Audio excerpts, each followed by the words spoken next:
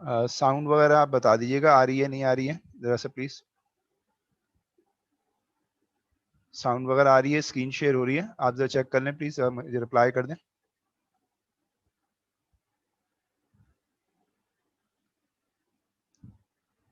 जी ठीक है बेटा, थैंक यू। ठीक है, अब मैं ये स्टार्ट कर रहा हूँ, आप लोग पूरी तवज्जो के साथ इसको सुनिएगा क्योंकि ये फ्लो में पूरा चलेगा। ठीक है, और इसमें अगर कोई आपको क्वेश्चन पूछना हो तो बिल्कुल आखिर में मैं आपको टाइम दूंगा, तो क्वेश्चन आंसर सेशन के अंदर ये सारा पूछ लीजिएगा, उसके बाद फिर हम आगे चलेंगे। ठीक है, ये अब जरा आज जरा हैवी क्लास होगी, ये 2 से 3 क्लासेस ज़्यादा हैवी होंगी क्योंकि इसमें सारा कुछ मैं करवा रहा हूँ। पिछली क्लास में भी आपको काफ़ी टाइम दे दिया था, मैंने जल्दी ऑफ कर दिया था क्योंकि सब टॉपिक ख़त्म हो गया था, लेकिन अब ये टॉपिक जो है वो हमारा काफ़ी इंपॉर्टेंट है। तो प्लीज़ ये देख लीजिएगा कोई साउंड का प्रॉब्लम हो बीच में या कोई भी आ रहा प्रॉब्लम स्क्रीन शेयरिंग का, ये तो प्लीज़ मुझे चैट के ऊपर रिप्लाई कीजिए, अदरवाइज आप खामोशी के साथ सुनते जाइएगा प्लीज़। ठीक है, अच्छा मैंने वेटिंग रूम को डिसेबल कर दिया ताकि आप लोग अगर किसी का नेट डिस्कनेक्ट हो जाए तो काइंडली दोबारा से ज्वाइन कर लें। ठीक है,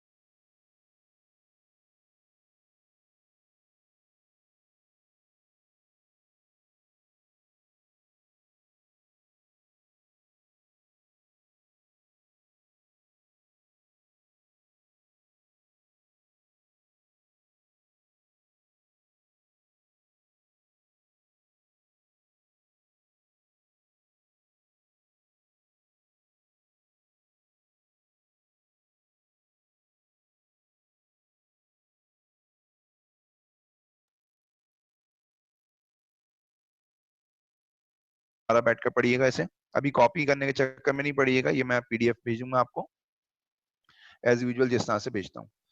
तो पहला पॉइंट जो हम पढ़ रहे हैं वो ये है कि रियल नंबर्स क्या होते हैं। तो बेटा दुनिया में जितने नंबर्स एग्जिस्ट करते हैं उसको हम रियल नंबर्स कहते हैं। तो all numbers exist in the world मैंने लिख दिया, ये क्या कहलाते हैं आपके पास, रियल नंबर्स कहलाते हैं। इमेजिनरी नंबर्स क्या है, इमेजिनरी नंबर जिनको हम इमेजिन करते हैं अपने मकसद के लिए इस्तेमाल करते हैं उनको हम इमेजिनरी नंबर्स कहते हैं। और उनमें से एक इमेजिनरी नंबर हमारा आयोटा है, जिसे हम स्मॉल आई से रिप्रेजेंट करते हैं, और वो स्क्वायर रूट ऑफ -1 होता है। आपने कैलकुलेटर में कभी भी स्क्वायर रूट नेगेटिव नंबर का नहीं निकाला होगा, लेकिन अगर आप निकालेंगे तो वहां पर मैथ्स एरर आ जाता है। उसकी वजह यही है कि ये आपके पास कैलकुलेटर इसको इस्तेमाल नहीं कर पाता है, यानी -25 आएगा तो ये एरर दे देगा। मैं आपको करके भी दिखा देता हूँ, तो देखिएगा यहाँ पर, एक सेकेंड।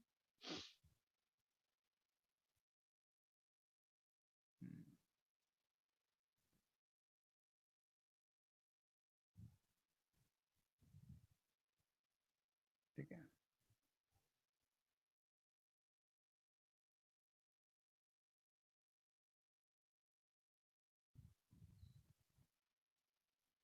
अच्छा बेटा बताइएगा कैलकुलेटर आपको नजर आ रहा है या नहीं, कैलकुलेटर आप लोगों को नजर आ रहा है या नहीं।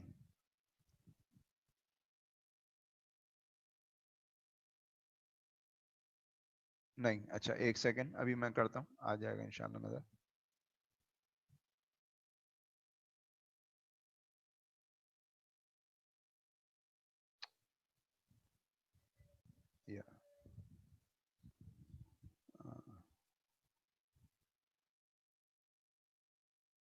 एक मिनट बेटा, अभी मैं कर रहा हूँ, इंशाल्लाह नजर आ जाएगा अभी आपको।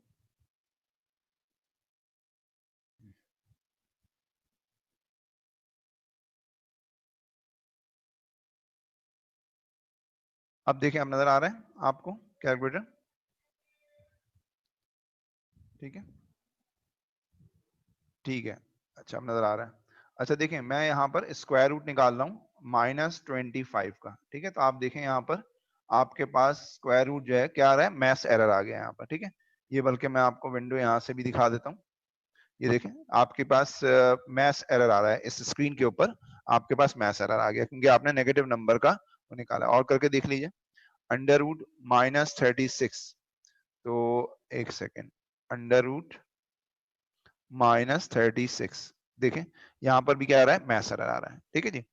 अब हमने क्या किया इस चीज को अवॉइड करने के लिए कि हमारे पास जो है वो माइनस का स्क्वायर रूट कैसे निकले, तो हमने क्या किया यहाँ पर -25 है तो हमने इसे ब्रेक कर लिया बेटा -1 इंटू 25 में। तो -1 का स्क्वायर रूट हमने क्या लिखा, आयोटा। तो आप देखें यहाँ पर आ गया 25 का स्क्वायर रूट आ गया 5 और -1 का स्क्वायर रूट आ गया आयोटा। इसी तरह से अंडर रूट -36, तो -1 इंटू 36 लिख लिया। तो -1 का स्क्वायर रूट आ गया आयोटा और 36 का स्क्वायर रूट आ गया 6। होपफुली समझ में आ गया होगा। यही काम आप जो है वो कैलकुलेटर से भी कर सकते हैं। अगर आप देखें कैलकुलेटर को, अभी आपको नजर आ रहा होगा कैलकुलेटर, तो आपने इसको क्लियर किया बिल्कुल। अच्छा, अब मेन्यू में जाकर अगर आप जो है वो अपने आयोटा वाले मोड पर जाएं, यानी ये सेकंड वाले पर कॉम्प्लेक्स मोड, इसके अंदर चेंज कर लें। जिन बच्चों के पास जो भी कैलकुलेटर्स हैं चेंज कर लें और उसको लिख दें यहाँ पर। तो यहाँ पर आपके पास एक मिनट, मेन्यू, और ये आ गया आपके पास 2। ठीक है, तो ये आप देखें यहाँ पर छोटा सा आयोटा बना हुआ आ रहा है, यहाँ पर छोटा सा आयोटा बना हुआ आ रहा है, इसका मतलब ये कॉम्प्लेक्स मोड में। अब अगर आप देखें -25 का स्क्वायर रूट निकालेंगे ना, तो अब ये मैथ्स एरर नहीं दे रहा है, बल्कि क्या दे रहा है, 5 आयोटा दे रहा है। सिमिलरली अगर आप देखें यहाँ पर -36 का स्क्वायर रूट, तो ये आपके पास दे रहा है 6 आयोटा दे रहा है। तो इसका मतलब ये हुआ कि हम अपने कैलकुलेटर को अगर कॉम्प्लेक्स मोड में चेंज कर लें तो हम इस तरह की कैलकुलेशन भी कर सकते हैं। ठीक है जी। चलें अब आगे चलते हैं, हम लेक्चर को समझते हैं। होपफुली ये पॉइंट समझ में आ गया होगा सबके। अच्छा, उसके बाद हम आते हैं पावर्स के ऊपर कि आयोटा की जो पावर्स हैं वो क्या क्या होती हैं। थोड़ा सा जूम कर दिया ताकि आपको नजर आए कि आयोटा, फॉर एग्जांपल आयोटा तो आपको पता है अंडर रूट -1 होता है। लेकिन अगर मैं यहाँ पर दोनों साइड के ऊपर स्क्वायरिंग कर दूं तो मेरे पास आयोटा स्क्वायर किसके इक्वल आ जाएगा, -1 के। इसी तरह से ये है आयोटा की पावर 3। इसको हम ब्रेक कर सकते हैं आयोटा की पावर 2 इंटू आयोटा। तो आयोटा स्क्वायर क्या होता है, जहां जहां बेटा आयोटा स्क्वायर आएगा ना, आई स्क्वायर नहीं पड़ेगा बेटा, आयोटा स्क्वायर आएगा वहां पर क्या आ जाएगा, -1। तो आयोटा स्क्वायर की जगह -1 रखा, -1 इंटू आयोटा, माइनस आयोटा आ गया। सिमिलरली यहाँ पर है आयोटा की पावर 4। तो अगर आयोटा की पावर 4 निकालनी है तो क्या करेंगे, आयोटा स्क्वायर का स्क्वायर कर लिया।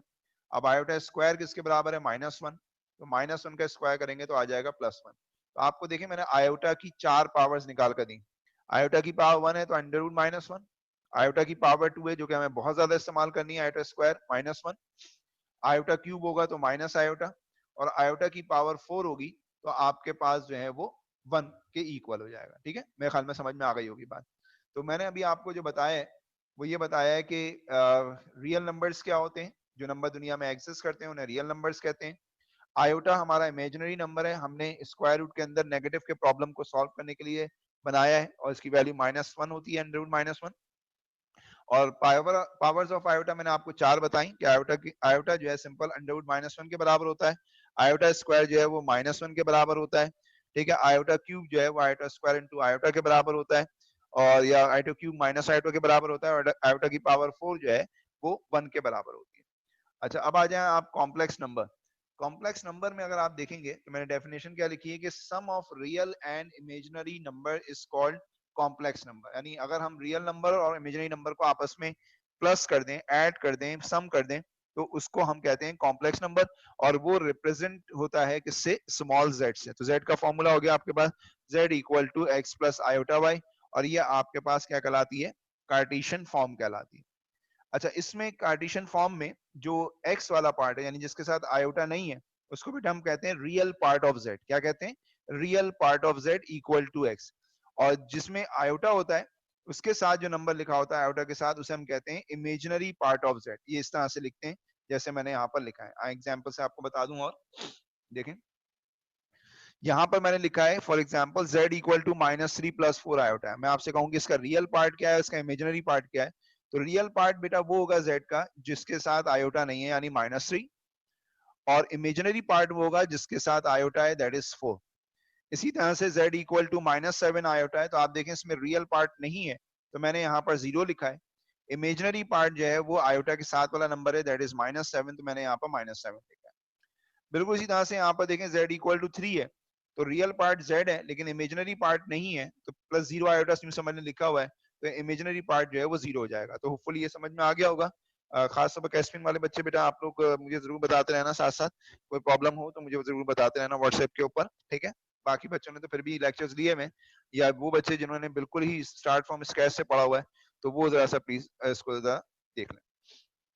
अब आते हैं, तो इसको मैं बिल्कुल आराम आराम से लेकर चल रहा हूँ, समझा कर एक एक पॉइंट को, तो मसला नहीं आएगा। अब जरा देखिएगा, ऑपरेशंस हमने कॉम्प्लेक्स नंबर के बहुत सारे देखने। तो पहला ऑपरेशन है हमारे पास एडिशन के। कॉम्प्लेक्स नंबर में हम एडिशन किस तरह से करेंगे, तो देखें z1 is equal to 3 + 4 iota है, z2 is equal to -1 + 2 iota है। ये दो कॉम्प्लेक्स नंबर्स हैं z1 और z2। अगर हमसे कहा जाए इन दोनों को ऐड करें, तो जिस तरह से नंबर्स को ऐड करते हैं उसी तरह से हम करेंगे, लेकिन इस बात का ख्याल रखेंगे जो रियल पार्ट है वो रियल पार्ट में ऐड होगा, जो इमेजिनरी पार्ट है वो इमेजिनरी पार्ट में ऐड होगा। यानी जो आयोटा वाली टर्म्स हैं वो आयोटा में ऐड होंगी, जो रियल नंबर्स हैं वो रियल नंबर में ऐड होंगे। तो 3 - 1 आपके पास हो गया 2, और 4 आयोटा + 2 आयोटा ये हो गया आपके पास 6।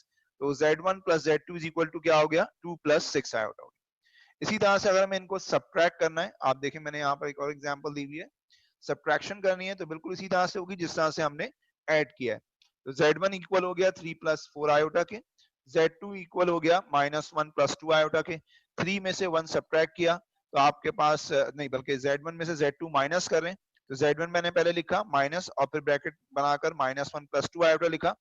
3 + 4 आयोटा ये आ गया, माइनस से पूरी ब्रैकेट को मल्टीप्लाई किया। देखते जाइएगा प्लीज, स्क्रीन फॉलो कीजिएगा।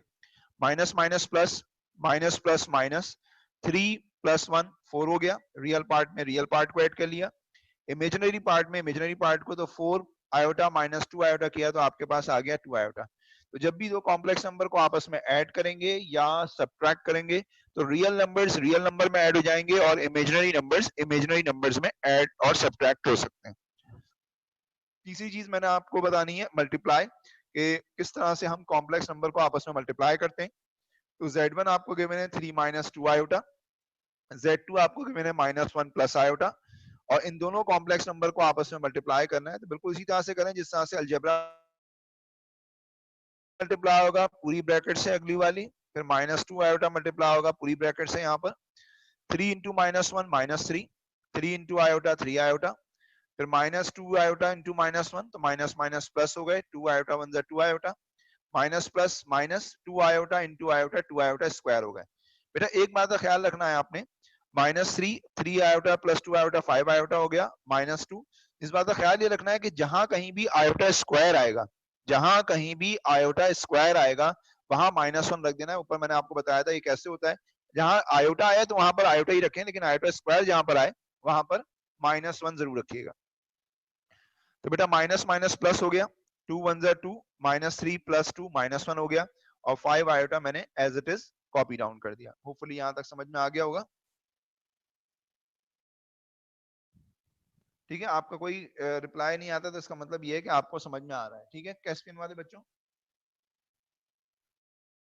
तो मैं बिल्कुल स्टार्ट फ्रॉम स्क्रैच से मैंने किया है ताकि सब बच्चों को एक दो अच्छी तरह से रिवाइज करवा दूं। बस ये लगातार 5-6 क्लासेस लेनी है आपने, एक घंटे की, तो आपका सारा कुछ रिवाइज हो जाएगा। ठीक है, डेली बेसिस पर क्लास होगी अभी, Tuesday Wednesday Thursday 11 to 12 class होगी आपकी। ठीक है, अच्छा एक क्वेश्चन आया है,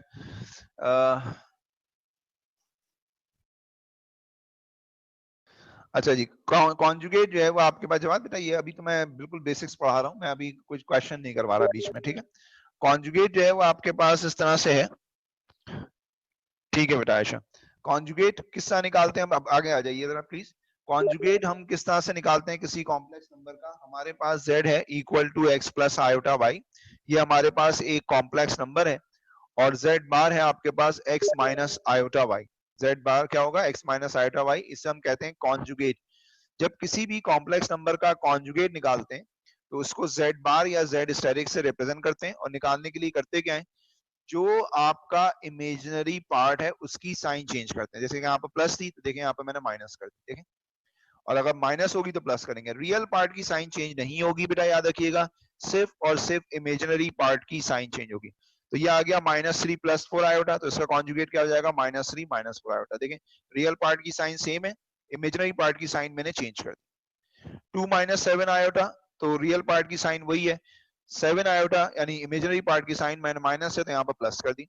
इसी तरह से z equal to minus iota है, तो यहाँ पर जो इमेजिनरी पार्ट है -1, इसकी साइन चेंज कर दी, प्लस आयोटा आ गया। तो जब भी कॉन्जुगेट निकालना है किसी भी कॉम्प्लेक्स नंबर का, तो उसकी आप जो है वो इमेजिनरी पार्ट की साइन को चेंज कर दोगे तो आपके पास उसका कॉन्जुगेट आ जाएगा। अब ये क्यों पढ़ाया? डिवीजन पढ़ाने से पहले उसकी वजह बताता हूँ, क्योंकि जब डिवीजन करते हैं हम दो कॉम्प्लेक्स नंबर की तो उसमें हम कॉन्जुगेट का इस्तेमाल करते हैं। एग्जाम में डिवीजन आती है बेटा 3 to 4 मार्क्स की, देखें मैंने उसके आगे लिख भी दिया है ताकि आपको याद रहे। अब फॉर एग्जाम्पल हमारे पास ये एक क्वेश्चन है, 1 + आयोटा को डिवाइड करना है 2 + 3 आयोटा से, इन दोनों को आपस में डिवाइड करना है। तो जब भी दो कॉम्प्लेक्स नंबर को बेटा आपस में आप डिवाइड करोगे तो आप सिंपली जो है वो जो डिनोमिनेटर होगा उसके कॉन्जुगेट से मल्टीप्लाई और डिवाइड करोगे, इसके कॉन्जुगेट से मल्टीप्लाई और डिवाइड करोगे। 2 + 3 आयोटा है तो आपके पास 2 - 3 आयोटा से मल्टीप्लाई और डिवाइड कर दिया, ऊपर वाली ब्रैकेट्स को ऊपर मल्टीप्लाई कर दिया, नीचे वाली ब्रैकेट को नीचे मल्टीप्लाई कर दिया। कैसे जरा देखिएगा, पहले 1 मल्टीप्लाई हुआ 2 - 3 आयोटा से, तो वो एज इट इज आ जाएगा 2 - 3 आयोटा। फिर आयोटा मल्टीप्लाई होगा 2 - 3 आयोटा से, तो आयोटा इंटू 2 2 आयोटा हो गया, iota into 3 iota 3 iota square हो गया। अब ये a + b into a - b, formula आ गया a² - b², तो 2 का स्क्वायर कर दिया यानी a - b और a + b के फॉर्मूले से बंद कर दिया, 2 का स्क्वायर 4, 3 आयोटा का स्क्वायर 9 आयोटा स्क्वायर आ गया। ठीक है जी, ये आ गया 2 माइनस आयोटा माइनस माइनस +3, 2 + 3 5 हो गया, 5 माइनस आयोटा, और यहाँ पर नीचे जो है वो 4 माइनस माइनस प्लस 4 + 9 13 हो गया। अब मैंने क्या किया कि 13 को रियल पार्ट के लिए अलग लिख लिया, इमेजिनरी पार्ट के लिए अलग लिख लिया, तो 5/13 - 1/13 आयोटा इसका आंसर आ गया। इसी तरह से एक और एग्जांपल देखते हैं बेटा, देखिएगा ये लिखा हुआ है आपके पास 3 + 4 आयोटा अपॉन 1 - आयोटा, इसको आपको डिवाइड करना है। तो 1 + आयोटा यानी 1 - आयोटा का कॉन्जुगेट क्या होगा? 1 + आयोटा, उससे मल्टीप्लाई, उससे क्या कर दिया? डिवाइड कर दिया। तो 3 मल्टीप्लाई हो जाएगा 1 + आयोटा से, तो 3 1 जा 3, 3 + आयोटा हो गया। फिर 4 आयोटा मल्टीप्लाई हुआ इन दोनों से, तो 4 आयोटा 1 जा 4 iota, 4 iota into iota 4 iota square हो गया। a - b और a + b का फॉर्मूला से कर दिया तो a² - b² हो गया। 3 आ गया, 3 आयोटा + 4 आयोटा 7 आयोटा आ गया, आयोटा स्क्वायर -1 होता है, ये आ गया 4। उसके बाद यहाँ पर 3 + 7 आयोटा प्लस माइनस -4, 3 - 4 -1 + 7 आयोटा, नीचे आयोटा स्क्वायर की जगह -1 रख दिया, 1 + 1 2 हो गया, 2 को दोनों के नीचे सेपरेट कर दिया, तो मेरे पास ये आंसर आ गया। अच्छा, होपफुली यहाँ तक तो समझ में आ गया होगा। अब मैं आपको यही सारी कैलकुलेशन आपको कैलकुलेटर से भी करवा देता हूँ, कैलकुलेटर निकाल लीजिए और अपने कैलकुलेटर के मोड को जो है वो आप चेंज कर लीजिए कॉम्प्लेक्स मोड के अंदर। आप कॉम्प्लेक्स मोड के अंदर से चेंज कर लें प्लीज। मैंने आपको सिखाया था कि कॉम्प्लेक्स नंबर के अंदर किस तरह से आपको करना है। तो आपने मेन्यू प्रेस करना है इसके अंदर, ठीक है, और 2 का बटन प्रेस करना है तो ये आयोटा में आ जाएगा। अगर आपका कैलकुलेटर कॉम्प्लेक्स मोड में आ गया है तो उसके ऊपर आयोटा जरूर लिखा हुआ होगा। आप देखें मेरे पास स्क्रीन के ऊपर भी आपको ये स्क्रीन होपफुली नजर आ रही होगी। नजर आ रही है बेटा स्क्रीन? आयशा, शिजा, नजर आ रही है बेटा स्क्रीन? बेटा जल्दी से रिप्लाई कर दें। स्क्रीन नजर आ रही है सबको? कैलकुलेटर मतलब नजर आ रहा है इसके ऊपर?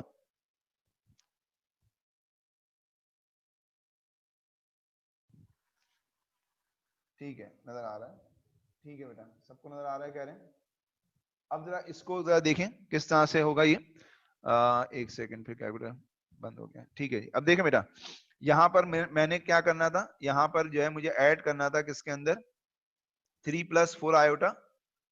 एक सेकंड, इसको हटा देते हैं, यहाँ पर साइड में रख देते हैं और इसको 3 + 4 आयोटा -1 + 2 आयोटा, इनको ऐड करना है। देखें ब्रैकेट लिखा, फिर है 3 + 4। अच्छा, आयोटा के लिए ना यहाँ पर ये साइन होगा ये वाला ENG वाला, इसे प्रेस करेंगे तो आयोटा आ जाएगा। ठीक है, ब्रैकेट क्लोज, फिर इसके बाद है आपके पास plus bracket open -1 plus 2 iota, अच्छा ये प्लस प्रेस होने से रह गया 2 आयोटा, ठीक है ये आ गया। अब आप देखें इनको ऐड कर लें तो ये आ गया आंसर 2 + 6 आयोटा, यही हमारा जो है वो फाइनल आंसर था, ठीक है समझ में आ गया होगा। अच्छा अब इन्हीं को हमें क्या करना था, आपस में माइनस करना था, तो बजाय ये मैं यहाँ पर इसको वो कर देता हूँ, कर्सर ले जाकर यहाँ पर मैं इसे एडिट कर देता हूँ, तो ये यहाँ पर प्लस की बजाय मैंने माइनस कर दिया, देखें मेरे पास आंसर आ गया 4 + 2 आयोटा, ये आ गया आंसर, ठीक है समझ में आ गया होगा। इसी तरह से अगर मुझे इन दोनों को मल्टीप्लाई करना है बेटा, दो को मल्टीप्लाई करना है, आए जरा मल्टीप्लाई भी करना सीख लेते हैं कैलकुलेटर से। कैलकुलेटर में आ गए, ऑल क्लियर कर दिया पहले, ठीक है क्योंकि नंबर्स अलग अलग हैं। 3 - 2 आयोटा, 3 - 2 ENG वाला बटन प्रेस किया मैंने, और इसके बाद मल्टीप्लाई कर लिखने की जरूरत नहीं है, आप ब्रैकेट डालेंगे तो खुद ही कैलकुलेटर समझ लेगा कि मल्टीप्लाई हो रहे हैं। -1 + आयोटा, तो आप देखें इसका आंसर आपके पास आ गया -1 + 5 आयोटा, इसका मतलब हमने सही किया। तो फुली मेरे ख्याल में समझ में आ गया होगा सबके कि आप ऐड कैसे करेंगे, मल्टीप्लाई कैसे करेंगे, ये सब कुछ हो जाएगा, ठीक है जी। अच्छा अब यहाँ पर हम आ जाते हैं नेक्स्ट उसके ऊपर डिवीजन के ऊपर, कि डिवीजन हमने किस तरह से करनी है, आए जरा देखते हैं। डिवीजन, डिवीजन के लिए आप देखें ये आपको डिवाइड करना है इन दोनों को। पहले मैं ये दूसरी एग्जांपल करवा देता हूँ क्योंकि दूसरी एग्जांपल आपको सामने नजर आ रही होगी। क्या लिखा हुआ है, डिवाइड करना है तो डिवीजन वाले आपने ऑप्शन ले लिया, 3 + 4 आयोटा, ये आ गया। स्क्रॉल डाउन से स्क्रॉल डाउन करने ताकि नीचे आ जाए, 1 - आयोटा, ये आ गया। और इसको अगर आप डिवाइड कर लेंगे तो ये आ गया, देखें ये आंसर आ गया। आपका भी आंसर यही था, ये देखें, एक मिनट दोबारा कैलकुलेटर से दिखाता हूँ, ये देखें -1 -½ + 7/2 आयोटा, देखें ये आ गया -½ + 7/2 आयोटा। तो आप कहेंगे सर डायरेक्ट ऐसा ना कर दें, नहीं बेटा डायरेक्ट नहीं करना, वरना आपको 3 से 4 मार्क्स इस बात का देगा एग्जाम में। हाँ अपना आंसर आप जरूर वेरीफाई कर सकते हैं, ये एक आप काम कर सकते हैं, ठीक है। तो मैंने आपको कैलकुलेटर के थ्रू भी साथ साथ बताता जा रहा हूँ और नॉर्मल तरीके से भी आपको सारी चीजें बताता जा रहा हूँ। तो मेरे ख्याल में मैंने 2 एग्जाम्पल देनी थी, दोनों की दोनों दे दी।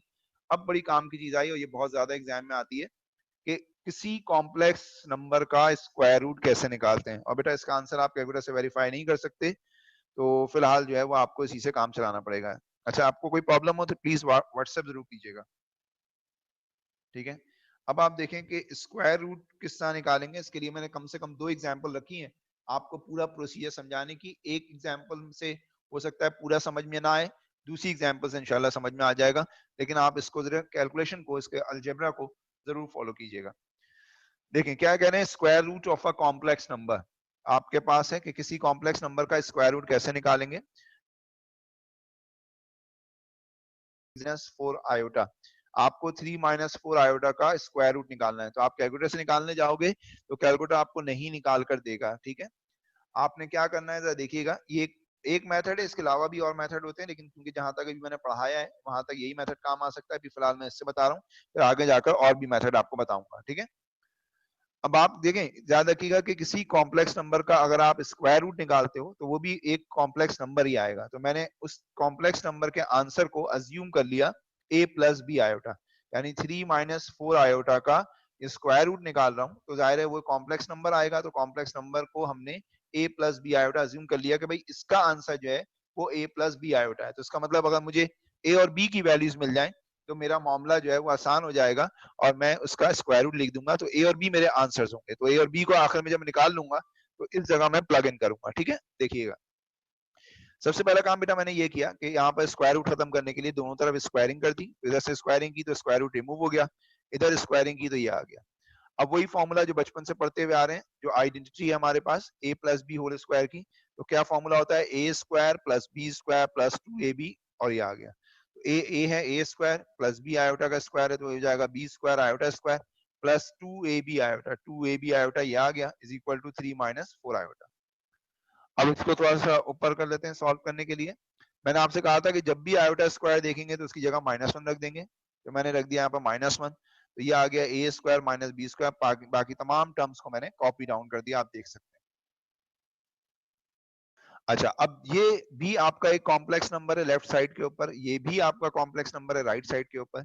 जब दो कॉम्प्लेक्स नंबर बेटा सेम होते हैं तो याद रखना उनका रियल पार्ट के इक्वल होता है और उनका इमेजिनरी पार्ट के इक्वल होता है। तो A square minus B square ये रियल पार्ट है क्योंकि इसमें आयोटा कहीं पर भी नजर नहीं आ रहा हो आपको। तो ये राइट साइड पर रियल पार्ट है 3, तो A square minus B square equal to 3 आ गया। ये आपने रियल पार्ट को इक्वेट करके इक्वेशन जो है वो बना ली। ठीक है जी, ये तो आ गया आपके पास। अब उसके बाद है आपके पास आयोटा के साथ यहाँ पर है 2ab, यानी ये इमेजिनरी पार्ट है 2ab, और यहाँ पर जो इमेजिनरी पार्ट है वो है -4। तो मैंने यहाँ पर दूसरी इक्वेशन बना ली क्योंकि ए और बी हमारे पास दो अननोन है, तो दो अननोन को मालूम करने के लिए हमें दो इक्वेशंस चाहिए। तो बेटा ये लिखा मैंने b, और ये यहाँ पर 2a मल्टीप्लाई हो रहा है, उधर जाकर डिवाइड हो गया, तो 2 1 जा 2, 2 2 जा 4, तो -2 ऊपर हो गया, a यहाँ पर आकर डिवाइड हो गया, तो b इज इक्वल टू क्या आ गया आपके पास, -2 अपॉन a आ गया। ठीक है जी, अब करना क्या चाहिए, इन दोनों इक्वेशन को साइमल्टेनियसली सॉल्व करना चाहिए 1 और 2 को। तो मैंने b की वैल्यू उठाई और यहाँ पर डाल दी इक्वेशन नंबर 1 में। तो a square minus B square, तो b आ गया आपके पास -2 अपॉन ए का होल स्क्वायर, बी की जगह -2 अपॉन ए का होल स्क्वायर रख दिया इक्वल टू 3। वो सिंपल अलजेब्रा चल रही है अब बिल्कुल बच्चों वाली, जिस तरह से आप करते रहे। ए स्क्वायर माइनस माइनस का स्क्वायर करोगे प्लस हो जाएगा बेटा, 2 का स्क्वायर 4, ए का स्क्वायर ए स्क्वायर, एलसीएम ले लिया यहाँ पर, ए की power 4 minus 4 is equal to 3a square हो गया। ये एक मेरे पास क्वार्टिक इक्वेशन बन गई। क्वार्टिक इक्वेशन का मतलब जिसके 4 पॉसिबल आंसर्स आते हैं। आपको याद होगा कि इस इक्वेशन को आपने एएस में भी पढ़ा था, इसको हम कहते थे डिस्गाइज क्वाड्रेटिक इक्वेशन। तो आप कैलकुलेटर में इसे क्वाड्रेटिक इक्वेशन की तरह सॉल्व करेंगे, लेकिन यहाँ पर वेरिएबल के ऊपर स्क्वायर लगाएंगे, डबल पावर लगाएंगे। तो मेरा एक आंसर 4 आया, एक आंसर -1 आया। तो ए स्क्वायर इक्वल टू 4, तो ए की वैल्यू तो आ गई बेटा +-2। लेकिन अगर मैं ए स्क्वायर नेगेटिव नंबर का निकालूंगा तो मेरे पास कॉम्प्लेक्स नंबर आएगा, जबकि ए मेरे पास एक रियल नंबर होना चाहिए। इसलिए मैंने इन आंसर्स को रिजेक्ट कर दिया। तो ए मेरे पास कितना आ गया, +-2 आ गया। अब मैं क्या करूंगा कि ए की वैल्यू उठाकर इसमें डाल दूंगा अपनी इक्वेशन नंबर 2 में, ताकि मेरे पास क्या आ जाए, बी आ जाए। आइए करते हैं, बी की वैल्यू आ गई -2 अपॉन ए है, और ए कितना आया था हमारे पास, दो ए की वैल्यूज आई थी, एक +2 और एक -2। देखिए, put A in equation number 2, तो ए की वैल्यू मैंने 2 रखी, तो बी आ गया मेरे पास -2 अपॉन ए था, ए की जगह मैंने 2 रख दिया, 2 से 2 कैंसिल, बी आ गया -1। तो ए 2 है तो बी कितना आ रहा है, -1। फिर ए -2 रखा इसी इक्वेशन में, तो बी आ गया मेरे पास 1। तो दो पेयर बन गए मेरे पास, ए और बी के दो पेयर बन गए। तो जो बेटा हमारा फाइनल आंसर था, आपको याद होगा मैंने कहा था कि जब ए और बी आ जाएगा तो मैं इसकी जगह रखूंगा, याद है, ए प्लस बी आयोटा की जगह। तो ए और बी के दो पेयर आ रहे हैं, दोनों को बारी बारी रखूंगा, तो दो मेरे पास पॉसिबल आंसर्स आएंगे। ये देखिएगा, तो मेरे पास एक पेयर था A2 और B-1, तो मैंने एक आंसर लिखा 2 माइनस आयोटा। फिर एक था -2 और 1, तो मैंने लिखा -2 प्लस आयोटा। तो इस तरह से मैंने स्क्वायर रूट निकाल लिया। ठीक है जी, होपफुली समझ में आ गई होगी।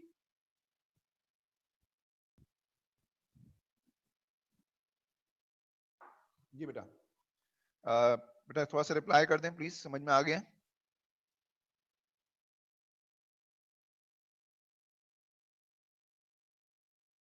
ठीक है, नो प्रॉब्लम सर, ठीक है। और बच्चे बताएं बेटा, स्पेशली कैस्पियन वाले, क्योंकि उन्होंने पहली दफा पढ़ रहे हैं तो मुझे ज्यादा फिक्र उनकी हो रही है। ठीक है, ओके, क्लियर है, सही है।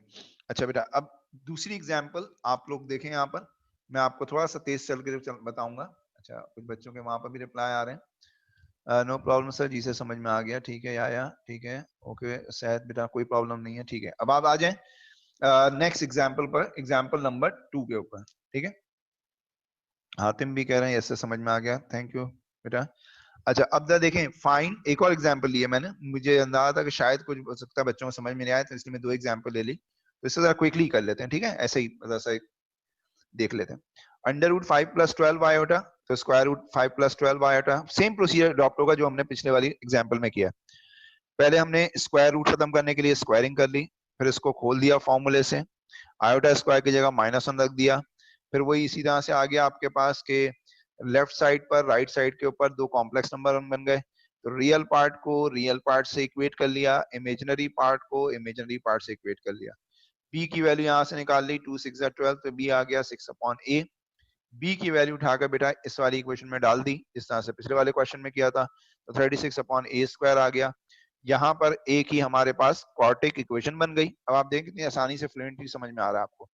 इसको इसकी आपने एक ही क्वाड्रेटिक इक्वेशन बनाई, डिसगाइज क्वाड्रेटिक इक्वेशन, उसको सॉल्व किया कैलकुलेटर से।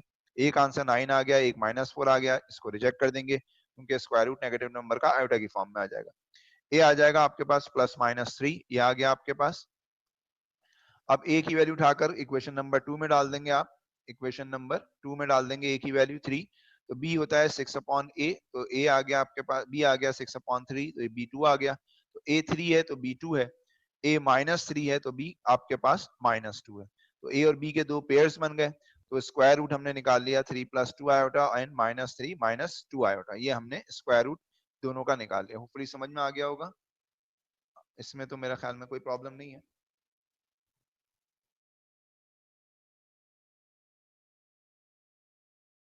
ठीक है जी। अच्छा, इसमें भी बच्चों ने कुछ रिप्लाई किया था, मैंने देखा नहीं चैट में। नो प्रॉब्लम, ठीक है। अच्छा बेटा, नेक्स्ट हमारे पास जो कॉन्सेप्ट है वो ये है कि solving quadratic equation by using complex number.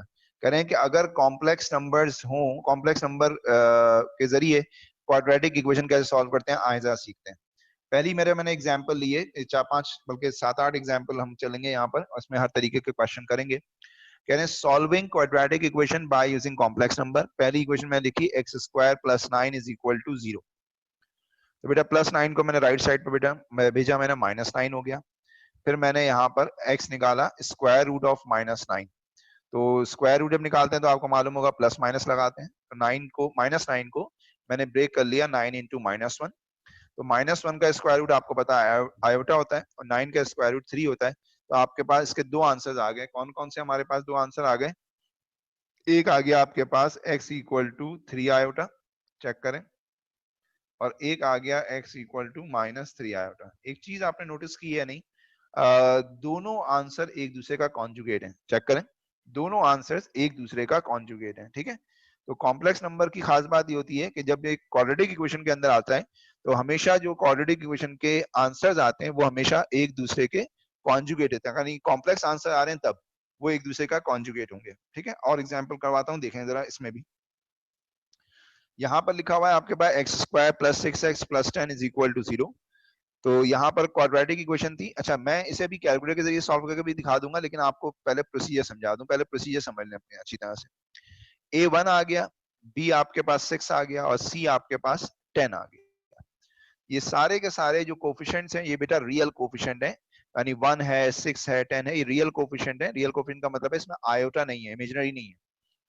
तो इस इक्वेशन को आप कैलकुलेटर से भी सॉल्व कर सकते हो, और इस इक्वेशन को आप फॉर्मूले से भी सॉल्व कर सकते हो। अगर फॉर्मूला मैनुअल मेथड है, कैलकुलेटर डायरेक्ट मेथड है, लेकिन मैं आपको पहले अभी मैनुअल मेथड से सिखा रहा हूँ। तो क्वाड्रेटिक फॉर्मूला क्या था आपके पास? -b + -√b² - 4ac/2a। माइनस ये आ गया, b की जगह 6 है, ये रख दिया, प्लस माइनस b² यानी 6² आ गया, -4ac। a1 आ गया, c आपके पास 10 आ गया, 2a ये 2 और 1 आ गया। अब 6 का स्क्वायर 36 -4 10 जा 40। 36 - 40 ये आ गया -4। ठीक है, ये आ गया।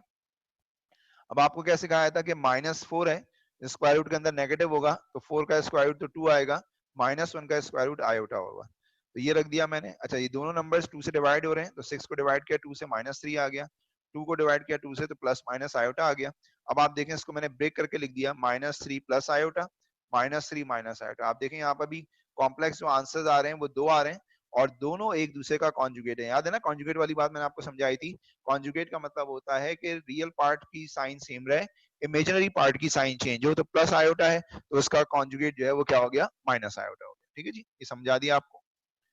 एग्जाम्पल नंबर 3 देखें। एग्जाम्पल नंबर 3 हमारे पास सॉल्व x² + x + 1। एक और एग्जाम्पल मैंने ले ली यहाँ से। a1 आ गया, b1 आ गया, c1 आ गया। ए बी सी की वैल्यू उठाकर सारी इसके अंदर फॉर्मूले में डाली। थोड़ा सा क्विक चल रहा हूँ क्योंकि मुझे पता है आप लोगों को आता है ये।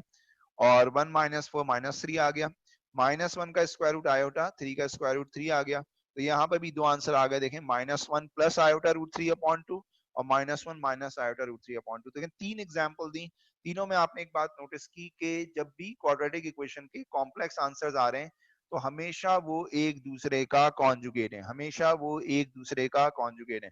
ठीक है, तो मैंने यहाँ पर एक नोट करके भी लिखा कि complex answers are always in conjugate form, complex answer हमेशा कॉन्जुगेट में आएंगे। अच्छा, अब आप आ जाएं, इसी चीज को हम कैलकुलेटर से निकाल लेते हैं कि क्या हम कैलकुलेटर से भी इसको सॉल्व कर सकते हैं। बिल्कुल सॉल्व कर सकते हैं। आइए जरा देखिए, सबसे पहला काम कैलकुलेटर निकालना। कैलकुलेटर निकालने बेटा आप लोग आपके पास भी है, ठीक है। अब यहाँ पर आप देखें, ऑन कर दिया, क्लियर कर दिया पहले स्क्रीन को। तो अब आप यहाँ पर आए मेन्यू, ठीक है, मेन्यू में जाइए प्लीज। मेन्यू में जाकर स्क्रॉल डाउन कीजिए, तो ये ए ऑप्शन आ रहा है जहां पर इज इक्वल टू है, इसको प्रेस कीजिए। आपके पास इसमें आ रहा है साइमल्टेनियस इक्वेशन और पॉलिनोमियल, तो पॉलिनोमियल में जाइए, यानी नंबर 2 ऑप्शन में जाइए। आप देखते रहे स्क्रीन पर आ रहा है आपके पास। अब आपके पास डिग्री कितनी है, 2 है, क्वाड्रेटिक इक्वेशन है, आप लोग करते हुए आ रहे हैं, 2 रख दिया। फिर ए बी सी ये डाल दीजिए। ए हो गया आपका 1, 1 लिखा इज इक्वल टू प्रेस कर दिया। फिर बी 6 लिखा इज इक्वल टू प्रेस कर दिया। सी 10 लिखा इज इक्वल टू प्रेस कर दिया। तो इज इक्वल टू प्रेस करने पर आपका एक आंसर आ गया -3 प्लस आयोटा, और दूसरा आंसर आ गया -3 माइनस आयोटा। आप देख सकते हैं जो आपके पास आंसर थे ये वही थे, -3 प्लस आयोटा, -3 माइनस आयोटा। आए जरा एक और एग्जाम्पल कर लेते हैं, अगर ये बात नहीं समझ में आई है किसी के तो दोबारा से देख लें। मैं कैलकुलेटर निकाल लूं, ये कैलकुलेटर आ गया मेरे पास, ऑन कर दिया। अब मैं यहाँ पर दोबारा एक ही वैल्यू बी सी 1 1 1 है, तो ए 1 है ये रख दिया, बी 1 है ये रख दिया, सी 1 है ये रख दिया, और इसको बेटा सॉल्व किया तो मेरे पास एक आंसर आ रहा है -1 प्लस √3/2, और दूसरा आंसर आ रहा है -1 माइनस √3/2। देख लें बेटा, दोनों एक दूसरे का कॉन्जुगेट आ रहे हैं। यही आंसर आ रहे थे आपके पास। जरा प्लीज क्विक रिप्लाई करें कि आपको समझ में आ गया है या नहीं, ठीक है। अब नेक्स्ट पॉइंट हमारे पास क्या है, जरा देखते हैं इसको। देखें बेटा, अब इस जो पॉइंट हमने पढ़ा था ना अभी के, complex number are always in conjugate form, इसको इस्तेमाल करते हुए हम क्वाड्रेटिक इक्वेशन के रूट्स निकालेंगे, ठीक है। जरा देखिएगा, एग्जाम्पल नंबर 4 है हमारे पास, one root of a quadratic equation is z equal to 1 + 2 iota, find equation. कह रहे हैं क्वाड्रेटिक इक्वेशन है, आपको मालूम है क्वाड्रेटिक इक्वेशन के कितने रूट्स होते हैं, कितने आंसर होते हैं। हमेशा 2 आंसर्स होते हैं क्वाड्रेटिक इक्वेशन के। एक आंसर है 1 + 2 आयोटा, और आपको उस इक्वेशन को सॉल्व करना है, नहीं सॉरी, आपको उस इक्वेशन को निकालना है जिसके ये आंसर है। तो हमारे पास एक आंसर है z इक्वल टू 1 + 2 आयोटा, तो हमें मालूम है कि कॉम्प्लेक्स आंसर हमेशा कॉन्जुगेट फॉर्म में आते हैं। तो अगर एक आंसर ये 1 + 2 आयोटा है, तो दूसरा आंसर ये 1 - 2 आयोटा होगा। 1 + 2 आयोटा को लेफ्ट पर ले गए तो ये आ गया z -1 - 2 iota is equal to 0, और ये 1 - 2 आयोटा लेफ्ट पर गया तो -1 + 2 आयोटा इज इक्वल टू 0 आ गया। जब दो इक्वेशन के आंसर्स होते हैं ना बेटा, तो उनको आपस में मल्टीप्लाई कर देते हैं ताकि इक्वेशन आ जाए। ये ओ लेवल मैथ्स में आपने पढ़ा था कि किसी भी क्वाड्रेटिक इक्वेशन के अगर आंसर्स मालूम हो और उससे आपको इक्वेशन निकालनी हो, तो दोनों के आंसर से आप फैक्टर्स बना लें और उन दोनों को आपस में जो है वो मल्टीप्लाई कर दें। तो ये आ जाएगा z -1 - 2 आयोटा, z -1 + 2 आयोटा, ये दो ब्रैकेट को मल्टीप्लाई करना है। तो मैं आपको सजेस्ट ये करूंगा कि आप जो है वो a - b और a + b का फॉर्मूला लगा दें। देखिए मैंने क्या किया, z -1 a है, तो z -1 यहाँ पर भी a हो गया, 2 आयोटा यहाँ पर भी है, 2 आयोटा यहाँ पर भी a b हो गया। लेकिन एक दफा इनके दरमियान बीच में माइनस आ रहा है और एक दफा जो है वो इनके दरमियान प्लस आ रहा है। तो can we apply the a - b into a + b formula. तो ये हो जाएगा a - b whole square minus b square. तो a - b होल स्क्वायर का फॉर्मूला हो गया a square minus 2ab + b square, तो ये आ गया z square -2z + 1 minus 2 iota का स्क्वायर करेंगे तो 2 का स्क्वायर 4 आ गया, आयोटा स्क्वायर आ गया। आयोटा स्क्वायर बेटा -1 होता है, तो माइनस माइनस प्लस, तो 4 + 4 1 4 + 1 5 हो गया। तो इक्वेशन आ गई z स्क्वायर -2z + 5। होपफुली आपको ये बात समझ में आ गई होगी, ठीक है जी, इसमें कोई मसला तो नहीं है।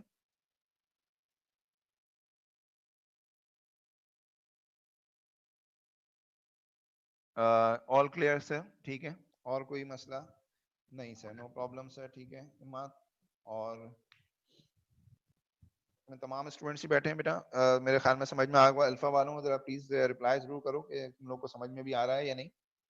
वैसे मैंने प्रीज्यूम ये किया हुआ है कि आप लोगों को समझ में आ रहा है क्योंकि आपने ऑलरेडी पढ़ा हुआ है इस चीज को, ठीक है। लेकिन एक आध रिप्लाई जरूर कर दें ताकि मुझे भी जरा पता रहे कि हाँ भाई समझ में आ रहा है। अच्छा, ये कह रहे हैं नो सर कोई मसला नहीं है, ठीक है, ऑल क्लियर है। अच्छा जी, आगे चलते हैं बेटा, नेक्स्ट देखें क्वेश्चन नंबर, एग्जाम्पल नंबर 5 देखते जाइए बेटा।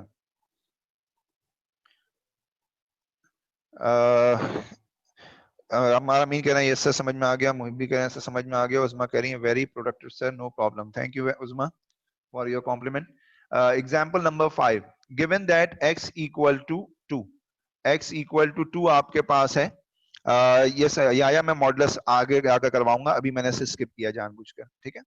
अच्छा अब आप देखें यहाँ पर, given that x equal to 2 is a root of the equation x cube minus 4x square plus 6x minus 4 is equal to 0, find other two roots. देखें x cube minus 4x square plus 6x minus 4, ये basically आपके पास क्या है, cubic equation है। ये आपके पास एक cubic equation है और आपको मालूम है, मैंने बताया था A2 के अंदर आप लोगों को पहले ही चैप्टर के अंदर, कि जिस इक्वेशन की जितनी ज्यादा x की पावर होती है उसके उतने पॉसिबल आंसर आते हैं, उसे हम डिग्री भी कहते हैं।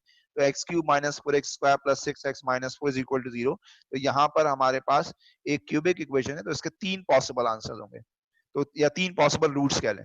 तो उसमें से एक रूट हमें गिवन है, that is x equal to 2, ये रूट है।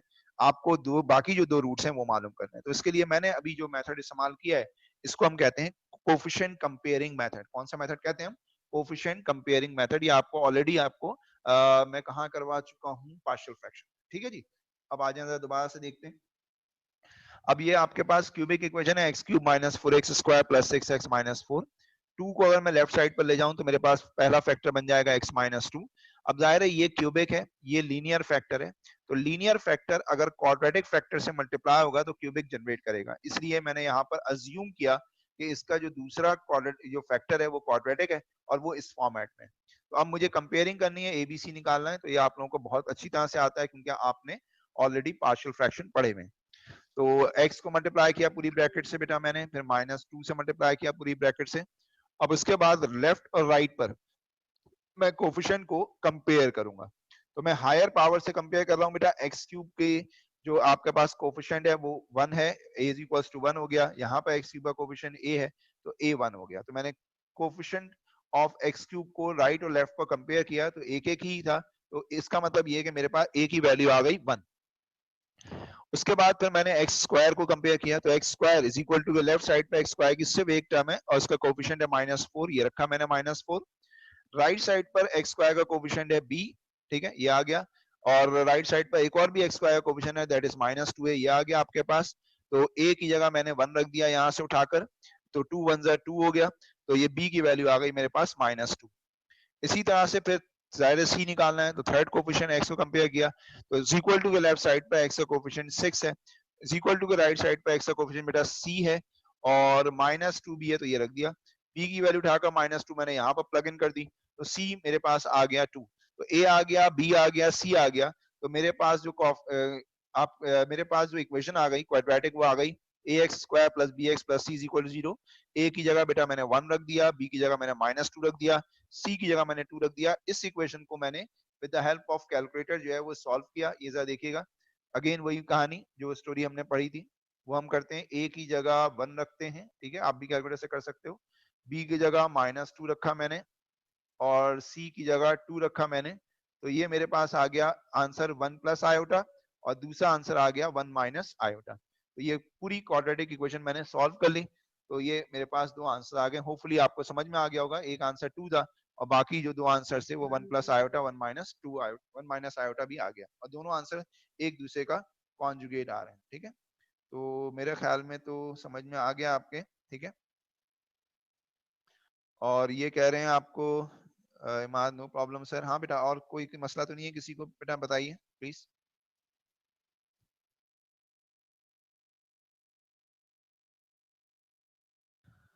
अच्छा, अब उसके बाद जो है वो नेक्स्ट आपके पास आएगा एग्जाम्पल नंबर 6 है। इसको जरा देखते हैं एग्जाम्पल नंबर 6 को। Given that x equal to 1 is a root of the equation this. अब इसी तरह बिल्कुल सेम टाइप का क्वेश्चन लिया है कि ये क्यूबिक इक्वेशन है और इसमें x इक्वल टू 1 जो है वो इसका रूट है। तो क्वेश्चन ये है फाइंड दी अदर रूट्स। अच्छा, मैंने क्वेश्चन लिखा ही नहीं यहाँ पर, तो मैं यहाँ पर लिख देता हूँ find the other two roots. ठीक है जी, ये आपको मालूम करना है। तो मैंने यहाँ पर क्या किया, अच्छा इस जगह पर यहाँ पर मैं कोफिशिएंट कंपेयरिंग भी इस्तेमाल कर सकता था, लेकिन मैंने जानबूझ के लॉन्ग डिवीजन इस्तेमाल किया ताकि आपको दूसरा मेथड भी अच्छी तरह से समझा दूं, ठीक है। तो आपकी मर्जी एग्जाम में किसी भी मेथड से कर लें, कोई एग्जामिनर बाउंड नहीं करता आपको, आप अपनी मर्जी से किसी से भी कर सकते हैं जो आपको आसान लगे, ठीक है। तो लेकिन मैंने आपको समझाने के लिए एक क्वेश्चन में कोफिशिएंट कंपेयरिंग कर लिया और एक क्वेश्चन में मैं लॉन्ग डिवीजन भी कर रहा हूँ। अब देखें x इक्वल टू 1 है तो पहला फैक्टर हो गया मेरे पास x minus 1 is equal to 0। अब मैं क्या करूंगा, अपनी जो इक्वेशन है क्यूबिक, इसको डिवाइड करूंगा x माइनस 1 से। तो डिवाइड करना आपको होगा, ऑलरेडी मैं सिखा चुका हूँ long division method. x cube divide by x होता है तो x स्क्वायर आएगा, तो इसका मतलब x स्क्वायर से डिवाइड करेंगे। थोड़ा सा फास्ट चलूंगा क्योंकि मुझे मालूम है आपको आता है। x into x square x cube हो गया, minus 1 into x square minus x square हो गया। फिर साइन हम चेंज करते थे, ये प्लस है ये माइनस हो गया, ये माइनस है प्लस हो गया। Plus x cube minus x cube आपस में कैंसिल हो गए। -7 + 1 -6x स्क्वायर हो गया। ये दोनों टर्म्स मैंने एज इट इज देखें एरो की मदद से दिखाया है कि कॉपी डाउन कर दी। फिर इसके बाद -6x स्क्वायर x से डिवाइड होगा तो -6x आएगा, तो मैंने -6x से डिवाइड किया। -6x x से मल्टीप्लाई हुआ -6x स्क्वायर आ गया। -6x -1 से मल्टीप्लाई हुआ +6x आ गया। मुझे मालूम है थोड़ा सा फास्ट चल रहा हूँ, होपफुली कवर कर रहे होगे। साइन चेंज कर दी यहाँ पर, ये माइनस है इसे मैंने प्लस कर दिया, ये प्लस है ये मैंने माइनस कर दिया। -6x square +6x square cancel कर दिया। 19 - 6 13 हो गया, 13x - 13। अब ये 13 से मैंने डिवाइड कर दिया तो 13x - 13, साइन चेंज किया कैंसिल हो गया। तो हमारा जो क्वाड्रेटिक फैक्टर है जिसको हमने पिछली दफा में वैसे निकाला था, अब हमने कैलकुलेटर से निकाल लिया, ठीक है जी। अच्छा तो अब आ गया आपके पास x square -6x + 13 is equal to 0। तो x की फिर वही दो वैल्यूज कैलकुलेटर दोबारा इस्तेमाल कर लेते हैं, देख लें आपके सामने ही कर रहा हूं मैं। तो हमारे पास a आ गया 1, ठीक है, आप भी खुद से कर सकते हैं। b आ गया -6 और c आ गया आपके पास 13। ये हमने कर लिया 3 + 2 आयोटा और ये हमने कर लिया 3 - 2 आयोटा। तो ये आपने दो जो है वो आंसर्स निकाल लिए मजीद, और ये इस तरह से हमने सॉल्व कर लिया। अच्छा मेरे ख्याल में ये शायद लास्ट क्वेश्चन है। जी लास्ट क्वेश्चन है, फिर पास पेपर मैं कल करवाऊंगा जहां तक अभी हमने कर लिया है। ये लास्ट क्वेश्चन और देख लें, ये तो थोड़ा डिफरेंट वैरायटी का है। कह रहे हैं एग्जाम्पल नंबर 7 है the complex equation z square times a + b iota x - 9 + 23 iota is equal to 0 has a root 3 + iota. इस इक्वेशन के जाहिर सी बात है ये क्वाड्रेटिक इक्वेशन है। अच्छा मैंने यहाँ पर एक जगह स्क्वायर लिख दिया, एक जगह ये लिख दिया है। एक सेकंड में जरा इसको चार्ज पर लगा दूं। अच्छा जी, तो यहाँ पर देखें मैंने एक इक्वेशन में लिखते वक्त मुझसे शायद गलती हो गई है, कोई बात नहीं। अच्छा ये आ गया आपके पास z, ठीक है जी। तो ये इस तरह से आ गया आपके पास कि कॉम्प्लेक्स इक्वेशन है z square + a + b iota into z - 9 + 23 iota is equal to 0। अब देखें ये क्वाड्रेटिक इक्वेशन है और इसके जाहिर सी बात है कि आपके दो आंसर्स आते हैं। खैर वो उसने ये नहीं कहा, उसने कहा कि the complex equation this has a root 3 + iota, यानी इसका एक रूट आपको मालूम है, दैट इज 3 + आयोटा। कह रहे हैं find the real numbers a and b। आपको जो है वो ए और बी आपको मालूम करने हैं, ठीक है। तो ये हमारे पास जो है वो क्वेश्चन है। तो यहाँ पर हमारे पास ये कह रहे हैं कि इस कॉम्प्लेक्स के दो आपके पास आंसर है, इनमें से एक आंसर आपको गिवन है 3 + आयोटा, दूसरा आंसर आपको निकालना है। तो यहाँ पर मैंने ये किया बेटा कि z क्योंकि इसका आंसर है 3 + आयोटा, तो ये आ गया 3 + आयोटा का होल स्क्वायर। फिर z की जगह मैंने 3 + आयोटा रख दिया, क्योंकि जब भी कोई रूट किसी इक्वेशन का होता है तो वो इस इक्वेशन को लाजमी सेटिस्फाई करता है। तो z की जगह आ गया आपके पास 3 + आयोटा, यहाँ पर भी z की जगह आ गया 3 + iota is equal to 9 + 23 iota. अब जरा देखिएगा यहाँ पर मैंने किस तरह सॉल्व किया। 3 + आयोटा का होल स्क्वायर है, इसको मैंने a + b होल स्क्वायर के फॉर्मूले से ओपन कर लिया। फिर ये दो ब्रैकेट्स बेटा आपस में मल्टीप्लाई हो रही थी, मैंने मल्टीप्लाई कर ली, इज इक्वल टू 9 + 23 आयोटा लिख दिया। फिर मैंने सारे जो है ना जितने भी रियल पार्ट थे ना जिसमें आयोटा नहीं है, अच्छा जहाँ आयोटा स्क्वायर है वहां -1 भी कर दिया, ये भी बात का ख्याल रखिएगा इस वाले स्टेप में। और फिर जितने भी रियल पार्ट है, यानी रियल पार्ट का मतलब जिसमें आयोटा नहीं है उसको मैंने एक जगह कर लिया, और जिसमें आयोटा है उसमें से आयोटा मैंने कॉमन निकाल लिया। तो ये आपके पास इज इक्वल टू के लेफ्ट साइड पर और राइट साइड के ऊपर मेरे पास एक एक कॉम्प्लेक्स नंबर आ गया। आप देख रहे हैं रियल पार्ट जो है मैंने लिखा है 8 + 3a - b, और राइट साइड पर जो नंबर है कॉम्प्लेक्स नंबर उसका रियल पार्ट है मेरे पास 9। तो मैंने यहाँ पर दो इक्वेशन बना ली, 8 + 3a - b is equal to 9 और 6 + a + 3b is equal to 23। इन दोनों इक्वेशंस को मैंने साइमल्टेनियसली नीचे देखे मैंने सॉल्व किया है। साइमल्टेनियसली आपको सॉल्व करना आता है, मसला नहीं है। तो आपने इन दोनों क्वेश्चन को सॉल्व कर लेना है आपस में। मैंने यहाँ पर ये किया कि बी की वैल्यू यहाँ सब्जेक्ट बनाई ए की फॉर्म में, बी को यहाँ पर पुट किया, ए आ गया, ये बच्चों वाली चीजें आपको पता है, ए आ गया, ए की वैल्यू वापस मैंने यहाँ पर डाली तो मेरे पास बी आ गया। तो हमारे पास ए और बी की वैल्यूज 2 और 5 आ गई। अब बताइए बेटा आपको समझ में आ गया है या नहीं?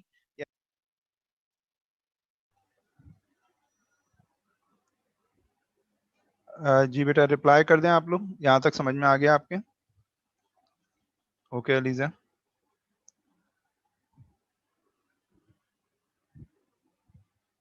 जी बेटा बता दीजिए, ये क्लियर है बिल्कुल?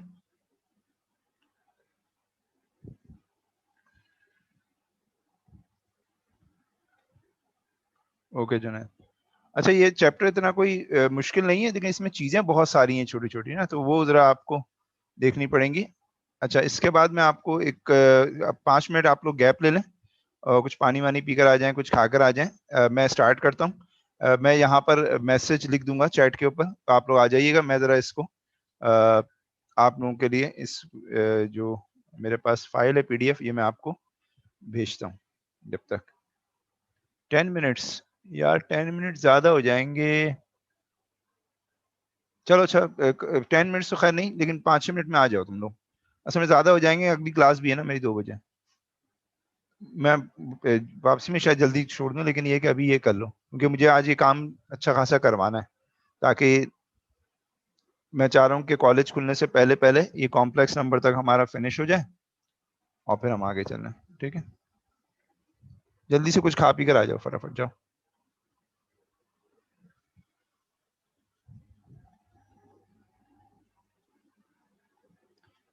रोमा शायद इन्होंने फर्स्ट वीक का कहा था अक्टूबर के, तो मेरे लिहाज से शायद अगर नेक्स्ट वीक नहीं तो उससे नेक्स्ट वीक जरूर आ जाएगा।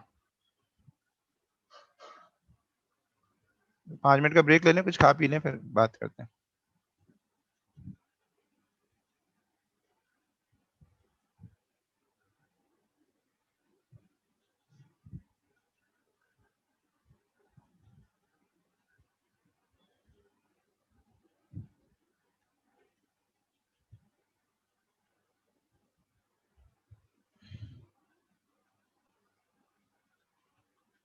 जी Aliza, I will give you practice sheet. मुझे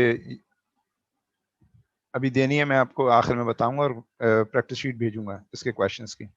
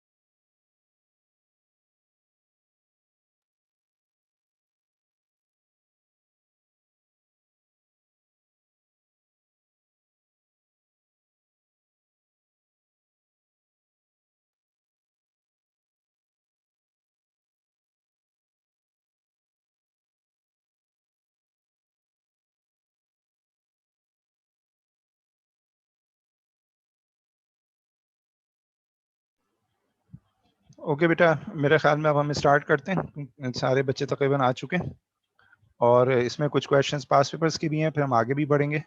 तो यह देखते जाइएगा सारा कुछ, और अच्छी तरह से नोट डाउन तो करने के लिए मैं आपको पीडीएफ जो है वो ड्राइव पर भेज दूंगा, तो आप लोग वहाँ से इसको कॉपी पूरा करेंगे दोनों लेक्चर्स, और एक वर्कशीट भेजूंगा। वो वर्कशीट के कुछ क्वेश्चंस हैं, वो मैं आपको बता दूंगा कहाँ तक आपको वर्कशीट करनी है। तो वो नेक्स्ट क्लास से पहले पहले वर्कशीट कीजिएगा, लेकिन ये पूरा लेक्चर पीडीएफ से अपने पास रजिस्टर में कॉपी लाजमी करना है, क्योंकि जो मैं पीडीएफ आपको भेजूंगा वो डाउनलोड नहीं होगी। मैं आपको सिर्फ और सिर्फ देखते जाइएगा, वहाँ से कॉपी कीजिएगा। मैं 1-2 दिन के बाद उसे हटा दूंगा वहाँ से, ठीक है? ये ध्यान में रखिएगा। इस बात का ध्यान रखिए कि आपको वो करना है, ठीक है जी? ओके बेटा, ये स्टार्ट कर लेते हैं यहाँ से, क्योंकि अब आगे चले हम। Example number 9, solve z square plus 2 under root 3 iota z minus 4 is equal to 0। आप देखें कि and give your answer in the form x plus iota y, और आपको इसका answer x plus iota y की फॉर्म में देना है, यानी कार्टेशियन फॉर्म में देना है। आप एक चीज ऑब्जर्व करें कि ये जो क्वाड्रेटिक इक्वेशन है, z स्क्वायर फिर z आ रहा है फिर कांस्टेंट आ रहा है, तो ये है तो क्वाड्रेटिक इक्वेशन, लेकिन इसमें एक बात आप रियलाइज करें कि जो कोफिशिएंट्स है ना, ये z स्क्वायर का कोफिशिएंट तो 1 है जो कि रियल कोफिशिएंट है, -4 कांस्टेंट है ये भी रियल नंबर है, लेकिन ये जो z का कोफिशिएंट है 2 अंडर रूट 3 आयोटा, ये रियल नहीं है, ये इमेजिनरी है, ठीक है जी? तो अगर आपके पास कोफिशिएंट या सारे कोफिशिएंट्स या कोई एक कोफिशिएंट भी अगर आपके पास कॉम्प्लेक्स हो, तो we can not solve that equation with the help of calculator, क्योंकि आपके कैलकुलेटर में जो प्रोग्रामिंग हुई हुई है वो सारे के सारे रियल कोफिशिएंट के लिहाज से हुई हुई है, वो इसके लिहाज से नहीं हुई। जो आप लोगों को कैलकुलेटर अलाउ है मैं उसकी बात कर रहा हूँ, और जगह तो ये भी हो जाता है, लेकिन अभी फिलहाल आप ध्यान रखिएगा कि आपके पास जो कैलकुलेटर जो आपको अलाउ है उसके अंदर रियल कोफिशिएंट अगर क्वाड्रेटिक इक्वेशन के होंगे तो उस इक्वेशन को वो सॉल्व कर सकता है। यानी अगर आप यहाँ पर अपने कैलकुलेटर में a की जगह 1 डालेंगे, b की जगह 2 अंडर रूट 3 आयोटा डालेंगे और c -4 डालेंगे, तो कैलकुलेटर में मैथ्स एरर आ जाएगा, ठीक है? आप करके देख लीजिएगा। अगर आप कहते हैं तो मैं करके भी दिखा देता हूँ आपको, ठीक है? जरा देख लें यहाँ पर, एक सेकंड मैं आपको करके भी दिखा देता हूँ।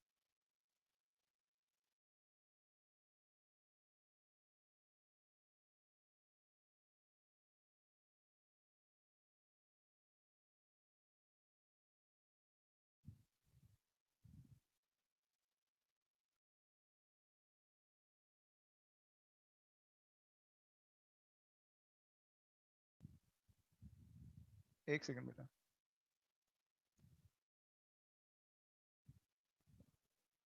अच्छा, ये आपको कैलकुलेटर वाला मैं बता दूं। अब देखें, आपको कैलकुलेटर भी नजर आ रहा होगा और आप खुद भी करके देख सकते हैं कि मैं इसके अंदर जो कोफिशिएंट डालूंगा तो आपको अंदाजा होगा कि क्या आ रहा है, ठीक है? तो मेन्यू में गए और उसके बाद ये आ गया आपके पास इक्वेशन, इसमें गए पॉलिनोमियल में जाएंगे, डिग्री 2 रखेंगे क्योंकि क्वाड्रेटिक है। ए हमने यहाँ पर 1 डाल दिया, ठीक है?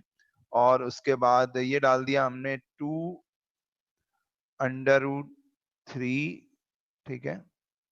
सॉरी, 2 अंडर रूट 3, अरे यार डबल डबल क्यों दबा है, 2 अंडर रूट 3, और ये आ गया आपके पास आयोटा। आयोटा तो डलेगा नहीं इस तरह से इसमें, ठीक है? अब देखें आयोटा ही नहीं डल रहा है यहाँ पर, ठीक है? इसकी वजह ये है कि हमारे कैलकुलेटर में कोफिशिएंट जो है वो रियल ही होंगे, कभी भी वो नहीं हो सकते। देखें तो आयोटा आप मैं प्रेस भी करने की कोशिश कर रहा हूँ तो ये नहीं हो रहा, इसका मतलब ये है कि ये इसके अंदर नहीं आएगा, तो इसलिए मैं आपसे कह रहा हूँ कि ये अलाउ नहीं है, ठीक है जी? अच्छा, तो फिर क्या करेंगे? तो फिर आप वही अपने पुराने मेथड के ऊपर आ गए। कह रहे हैं कि एग्जाम्पल नंबर 9 में हमें इस इक्वेशन को सॉल्व करना है, तो मैंने a1 लिख दिया, b 2 अंडर रूट 3 आयोटा लिख दिया, c -4 लिख दिया, और हम इसको सॉल्व कर रहे हैं, ठीक है? तो फॉर्मूला हमारे पास क्या होता है मालूम है आप लोगों को, z quadratic formula minus b की जगह ये रख दिया, plus minus B square minus 4ac, सारी वैल्यू सब्स्टिट्यूट करते जा रहे हैं, डिवाइडेड बाय 2a, तो 2 और 1 आ गया। अब उसके बाद अगर आप देखें यहाँ पर इसको सॉल्व करने के लिहाज से, तो -2 अंडर रूट 3 आयोटा आ गया, प्लस माइनस फिर 2 का स्क्वायर 4, 4 3 जा 12 iota square, minus minus plus 4 4 4 जा 16, आयोटा स्क्वायर क्या होता है -1, तो -12 हो जाएगा। 16 माइनस 12 4 हो जाएगा। -2√3 आयोटा अपॉन 2 हो गया। अब यहाँ पर 4 का स्क्वायर रूट आपने 2 निकाल लिया। अब ये जो 2 है ये दोनों में से ऊपर से कॉमन लेकर मैंने कैंसिल आउट कर दिया, तो मेरे पास आ गया -√3 आयोटा प्लस -1। इसको मैंने दो हिस्सों में लिख लिया, 1 -√3 आयोटा -1 -√3 आयोटा। लेकिन बेटा ये कॉन्जुगेट नहीं है, इसका ख्याल रखिएगा, ये कॉन्जुगेट नहीं है, ठीक है। ये कॉन्जुगेट बल्कि हाँ कॉन्जुगेट नहीं है, इसी वजह है कि रियल कोफिशिएंट आप देखें चेंज हो जाता है, तो इसमें वो वाली प्रॉपर्टीज इस्तेमाल नहीं होती जो नॉर्मली क्वाड्रेटिक इक्वेशन को सॉल्व करने से होती हैं, कि अगर कॉम्प्लेक्स आंसर आते हैं तो हमेशा जो है वो एक दूसरे का कॉन्जुगेट होते हैं। ये उस वक्त होता है जब रियल कोफिशिएंट्स हो, अगर रियल कोफिशिएंट्स ना हो तो ये रूल फॉलो नहीं करता। तो इस बात से इस क्वेश्चन से हमने ये बात भी सीखी और ये भी सीखा कि किस तरह से अगर क्वाड्रेटिक इक्वेशन के अंदर कॉम्प्लेक्स कोफिशिएंट्स हो, इमेजिनरी कोफिशिएंट्स हो, तो हम उसे हमेशा क्वाड्रेटिक फॉर्मूले से सॉल्व करते हैं, ठीक है। ये एग्जाम में 4 से 5 मार्क का क्वेश्चन होगा। अब आ जाइए एक और क्वेश्चन देखते हैं, क्वेश्चन नंबर 10, एग्जाम्पल नंबर 10। ये पीडीएफ में आपको ऑलरेडी भेज चुका था बेटा, इसमें 2 क्वेश्चंस रह गए थे, ये करवाने। फिर हम आगे चलते हैं। Given that u is equal to -2 plus iota and that u is a root of the equation x cube minus 11x minus k is equal to 0, find k। अब ये कह रहे हैं कि u जो है -2 प्लस आयोटा इस equation का रूट है, इस इक्वेशन का आंसर है।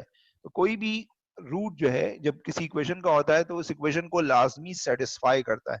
तो मैं k रखूंगा, लेकिन x की जगह ये -2 प्लस आयोटा रख दूंगा, क्योंकि -2 प्लस आयोटा इसका आंसर है। ऐसे u भी कह सकते थे, ऐसे x भी कह सकते थे, एक ही बात है। -2 प्लस आयोटा की पावर 3 -11 और दिस, तो -11 से बेटा मैंने ओपन कर दिया, तो माइनस माइनस प्लस 11 2 जा 22 हो गए। फिर माइनस प्लस माइनस 11 1 जा 11 आयोटा हो गया इज इक्वल टू के हो गया। माइनस के राइट साइड पर गया, प्लस के हो गया। के को मैंने इसलिए एक साइड पर कर लिया क्योंकि मुझे इसकी वैल्यू मालूम करनी है। अब प्रॉब्लम ये है कि ये है लिखा हुआ है -2 प्लस आयोटा लिखें या आयोटा -2 लिखें, एक ही बात है। तो आयोटा -2 की पावर 3 है। अब 3 को कैसे खोलें, तो मैंने उसको ब्रेक कर लिया। आयोटा -2 है बेटा, आयोटा -2 की पावर 1 लिख ली और आयोटा -2 की पावर मैंने 2 लिख दी।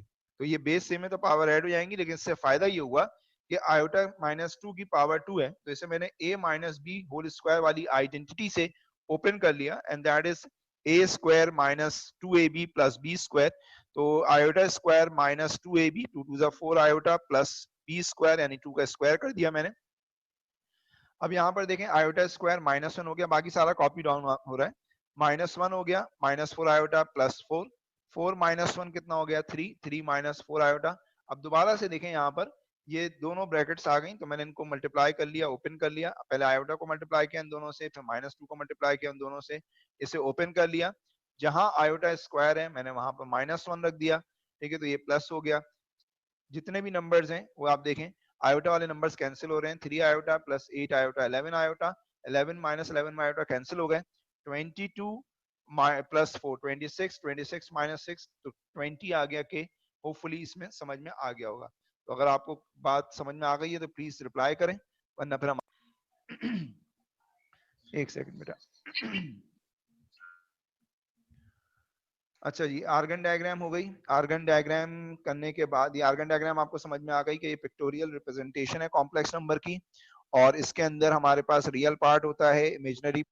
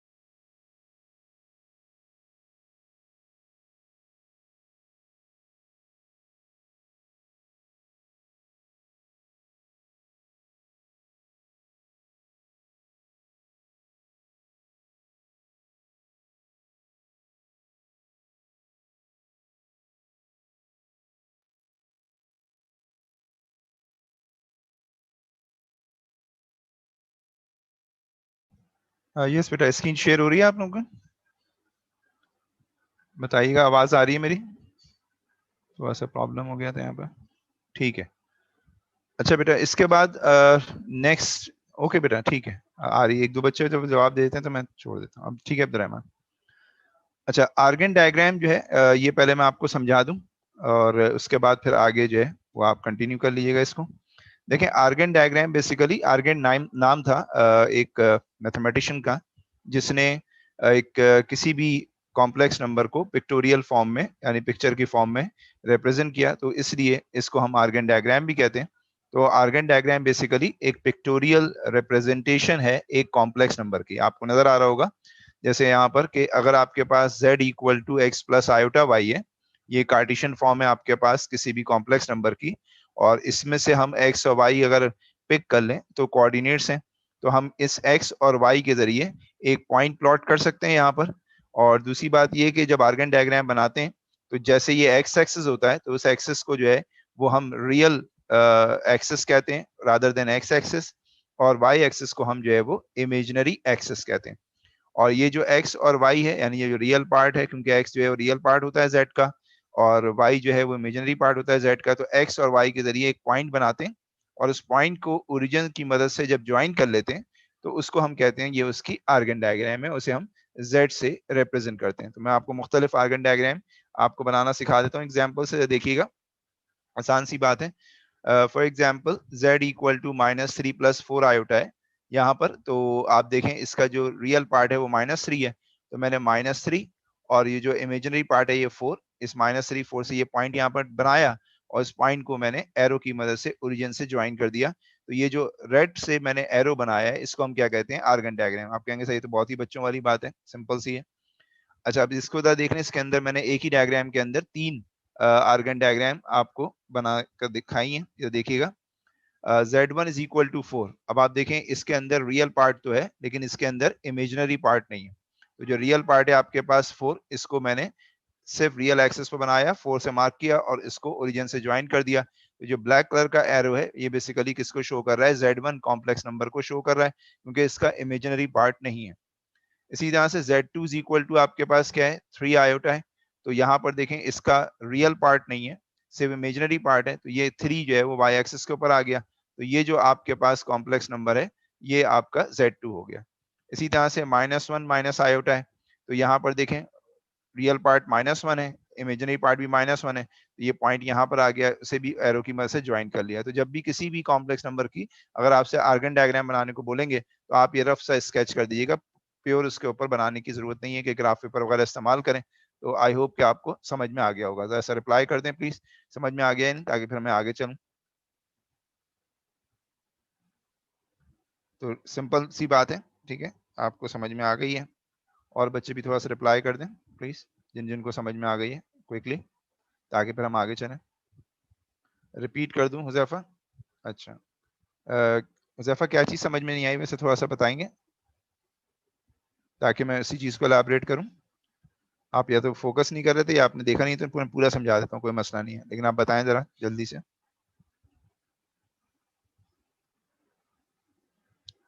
सेकंड एग्जाम्पल बता दूं, ठीक है, इधर देखें। देखें फॉर एग्जाम्पल, अब देखिए जैसे ये लिखा हुआ है ना Z1 इज इक्वल टू 4। अच्छा, किसी भी कॉम्प्लेक्स नंबर को कैसे लिखते हैं? x प्लस आयोटा वाई, यानी पहले उसका रियल पार्ट लिखते हैं बेटा, फिर उसका इमेजिनरी पार्ट लिखते हैं।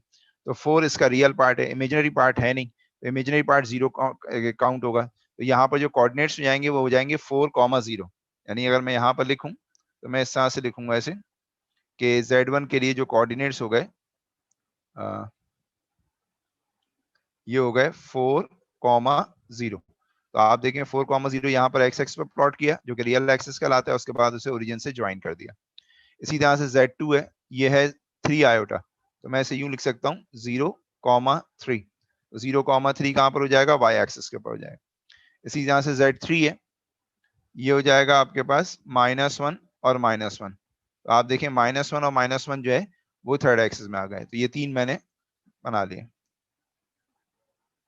अच्छा, जुनेद सयानी कह रहे हैं कि सर Z1 और Z2 कभी एक ही क्वाड्रेंट में भी हो तो हो तो बना लें, कोई मसले वाली बात थोड़ी है। Z2 अगेन समझा दूं, ठीक है, देखो Z2 ये है बेटा, दोबारा देख लो, Z2 है 3 आयोटा ना, तो Z2 को हम जब लिखेंगे, अगर हम पहले इसका रियल पार्ट लिखें तो रियल पार्ट नहीं है तो 0 हो जाएगा, और फिर इमेजिनरी पार्ट हो जाएगा इसका 3 आयोटा, तो Z2 के कोऑर्डिनेट्स क्या आ गए, 0,3 आ गए। तो आपने देखे 0,3 पॉइंट प्लॉट किया, उसके बाद एरो से इसे ज्वाइन कर दिया। जी बेटा बताइए, आसान, क्लियर है? ये जब आप खुद बनाएंगे ना तो ज्यादा क्लियर हो जाएगा, जब अपने हाथ से बनाएंगे, जब मैं वर्कशीट दूंगा तो आसानी से क्लियर हो जाएगा। ठीक है, अच्छा जुनेद, तुम्हें अपने सवाल का जवाब मिल गया? तुम्हारे सवाल का जवाब ये है कि बिल्कुल एक ही कोऑर्डिनेट में हो सकते हैं, तो आप बना लीजिएगा वहां पर, वो तो कहीं पर भी हो सकते हैं ना, ये तो मैंने एक ही एग्जाम्पल के ऊपर बना, 3-4 एग्जाम्पल एक ही पे बना दिए, जिस तरह से उसी तरह से वो भी बन जाएंगे, एक ही कोऑर्डिनेट में हुए। ठीक है, आई होप कि क्लियर हो गया होगा। अच्छा, अब इसी से आगे कंटिन्यू करते हैं, जैसा वेट कीजिएगा।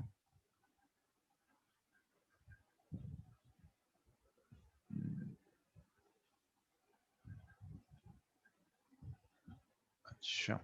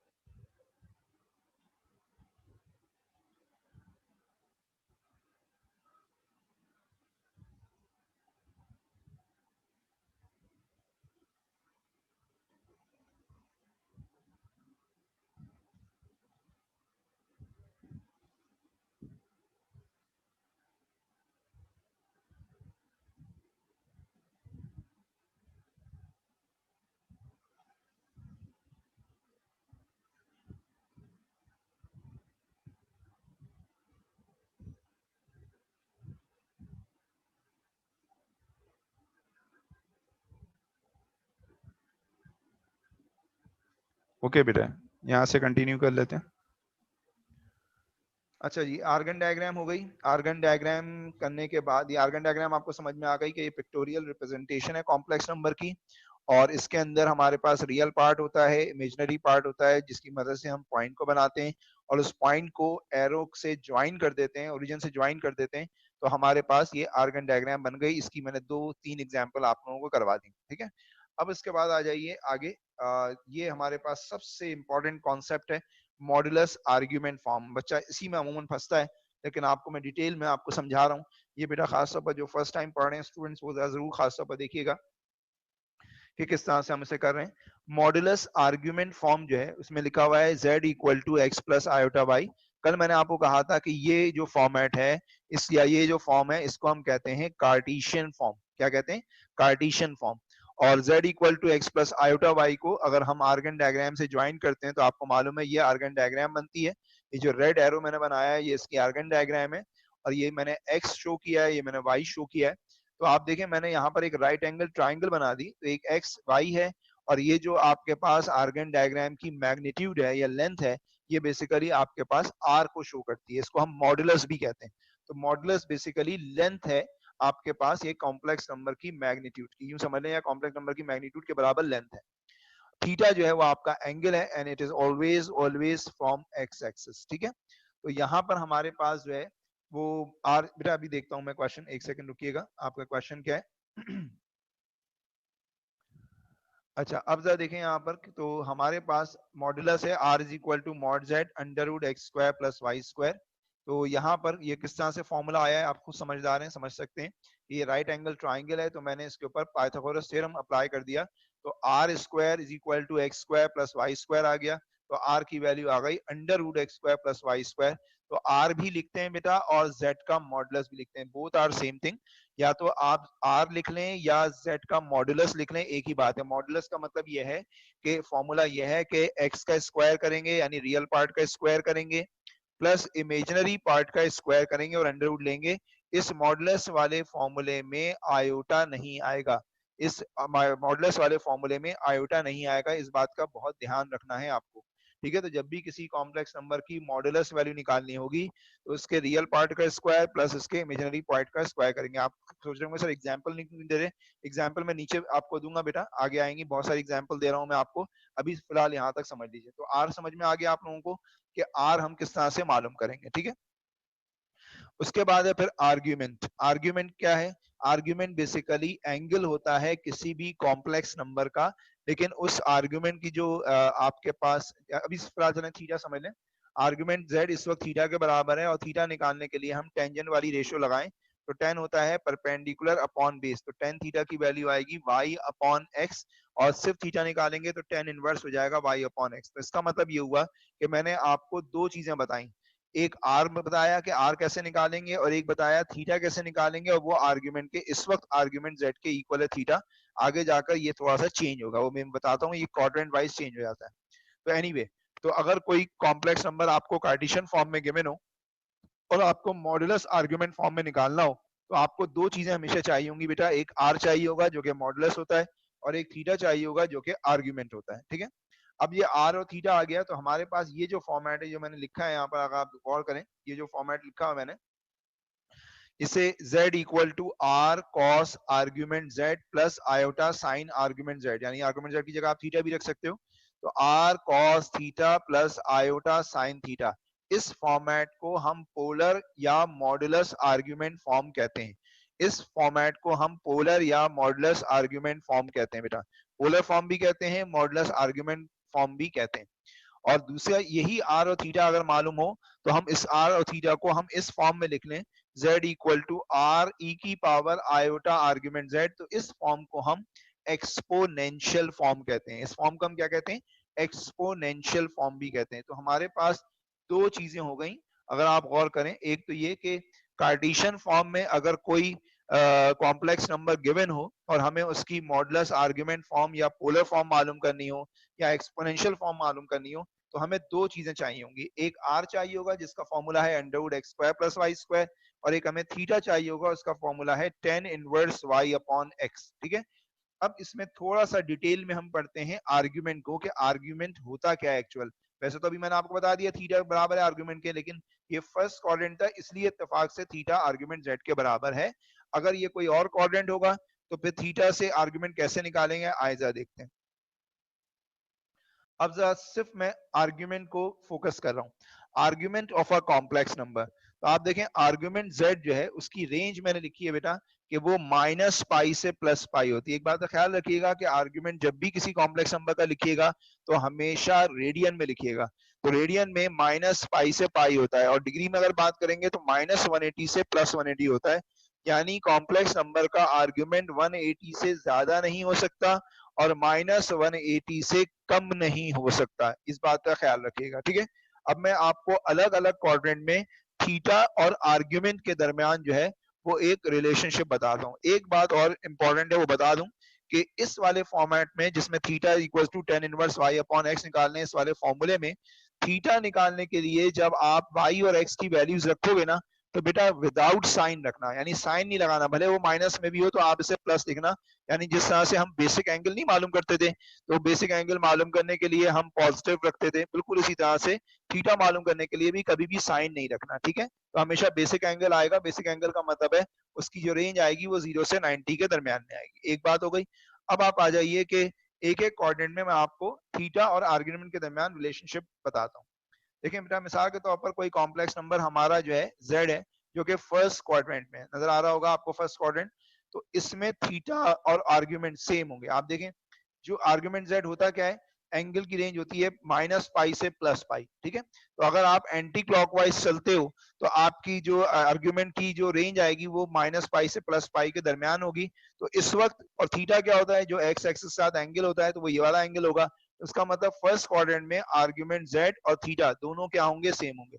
अब आपके जहन में आ रहा होगा कि सर आपने ऐसा क्यों नहीं किया कि आप एंटी क्लॉकवाइज गए, अगर मैं इसी को क्लॉकवाइज लेकर चलता यानी यूं करके आता तो क्या इसको आर्ग्यूमेंट नहीं बोल सकते थे? तो मैं कहूंगा नहीं बोल सकते थे बेटा।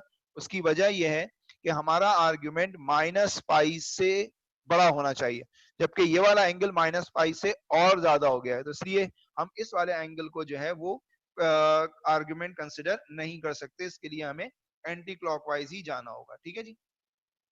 अच्छा अब आ जाइए, अब आगे चलते हैं, जरा देखिएगा। तो पहले क्वाड्रेंट में ये बात तय हो गई कि आर्गुमेंट जेड और थीटा बराबर होंगे, तो आप याद भी रख सकते हैं, अगर आप पिक्चर बना लेंगे, आर्गन डायग्राम बना लेंगे तो फिर आसानी से कर लेंगे। सेकंड क्वाड्रेंट में आए, देखिए सेकंड क्वाड्रेंट में अगर हमारे पास कोई कॉम्प्लेक्स नंबर है, तो थीटा तो मैंने आपको बताया ना, हमेशा 0 से लेकर 90 के दरमियान वाला एंगल होगा, तो वो हमेशा ये कॉम्प्लेक्स नंबर का ये वाला एंगल होगा। तो यहाँ पर थीटा ये बन सकता है, ये वाला थीटा कभी भी नहीं हो सकता, क्योंकि 0 से 90 के दरमियान यही एंगल बन रहा है। लेकिन हमें बनाना है हमेशा आर्गुमेंट एक्स एक्सिस से। ठीक है, तो एक्स एक्सिस से आर्गुमेंट, और ये बनेगा क्लॉकवाइज, क्योंकि क्लॉकवाइज एंगल जो है वो माइनस पाई से पाई के दरमियान आ रहा है। आप देखें ये एंगल पाई से बड़ा नहीं हो रहा किसी सूरत में, इसलिए यही हमारा आर्गुमेंट होगा। लेकिन थीटा अगर हमें मालूम होगा तो आर्गुमेंट कैसे निकालेंगे, तो टोटल एंगल स्ट्रेट लाइन के ऊपर पाई होता है, तो पाई में से थीटा माइनस कर देंगे, तो आर्गुमेंट जेड आ जाएगा, जो कि पाई माइनस थीटा के इक्वल होगा। तो आप देखें मैंने आपको फर्स्ट क्वाड्रेंट में बता दिया कि फर्स्ट क्वाड्रेंट में आर्गुमेंट जेड थीटा के बराबर होता है, और सेकंड क्वाड्रेंट में argument Z pi minus theta के इक्वल होता है। ठीक है। अच्छा बेटा थर्ड क्वाड्रेंट में देखें आप कि थर्ड क्वाड्रेंट में क्या होता है, आपके पास ये थर्ड क्वाड्रेंट है, थर्ड क्वाड्रेंट में मैंने एक कॉम्प्लेक्स नंबर बना लिया, इसका थीटा जाहिर है यही एक्स एक्सिस के साथ वाला एंगल होगा। अब आर्गुमेंट अगर मैं देखो एंटी क्लॉकवाइज बनाता, चलो मैं बनाकर भी दिखाता हूँ, अगर मैं आर्गुमेंट जो है वो एंटी क्लॉकवाइज बनाता, तो ये वाला आर्गुमेंट, ये वाला एंगल जो है वो पाई से बड़ा हो जाता है ना, ऐसा ही है ना, पाई से बड़ा हो जाता, तो पाई से बड़ा हो जाता तो हमारी रेंज में नहीं होता, तो आर्गुमेंट हमेशा जो है वो पाई से कम होगा। तो बजाय फिर मैंने एंटी क्लॉकवाइज आने के, अब मैं आया हूँ क्लॉकवाइज, क्योंकि ये एंगल माइनस पाई से छोटा है, तो ये वाला एंगल निकालने के लिए पाई में से थीटा को माइनस करेंगे। लेकिन क्योंकि हम एंटी क्लॉकवाइज की बजाय क्लॉकवाइज मेजर कर रहे हैं, लिहाजा देखो मैंने यहाँ पर नेगेटिव साइन लगा दिया, क्योंकि आपको मालूम है कि क्लॉकवाइज एंगल जो है वो हमेशा जो है वो माइनस में लिया जाता है। ठीक है, तो ये आपको समझ में आ गई होगी बात।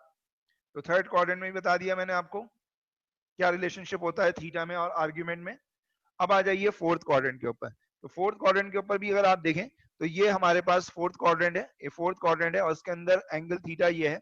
आर्गुमेंट मैंने क्लॉकवाइज यहाँ पर भी बनाया, उसकी वजह ये है वही बात कि अगर मैं यहाँ से इसको इस तरह से बनाता यूं करके, तो ये एंगल माइनस पाई सॉरी पाई से ज्यादा हो जाता, 180 से ज्यादा हो जाता, इसलिए मैंने इसको नहीं बनाया। ठीक है, तो यहाँ पर अगर आप देखें तो मैंने यहाँ पर जो एंगल बनाया है, आर्गुमेंट बनाया है, वो क्लॉकवाइज बनाया है, तो इसका मतलब आर्गुमेंट जेड थीटा के ही बराबर होगा, लेकिन क्योंकि क्लॉकवाइज है लिहाजा माइनस थीटा के बराबर होगा। तो आप ये समझ लीजिए ये चार आपके पास हैं, अगर आप चाहें तो इसको थोड़ा सा अगर नोट भी कर लें कि फर्स्ट क्वाड्रेंट में आर्गुमेंट जेड जो है वो थीटा के बराबर है, सेकंड क्वाड्रेंट में argument Z pi minus theta के बराबर है, थर्ड क्वाड्रेंट में argument Z minus bracket pi minus theta के इक्वल है, और फोर्थ क्वाड्रेंट में माइनस थीटा के इक्वल है। ठीक है, तो ये होपफुली आपको ये बात समझ में आ गई होगी। ठीक है, अगर फिर भी नहीं समझ में आई है तो प्लीज रिप्लाई करें, मैं वेट कर रहा हूँ आपका, फिर मैं आपको इसकी एग्जांपल देता हूँ बहुत सारी।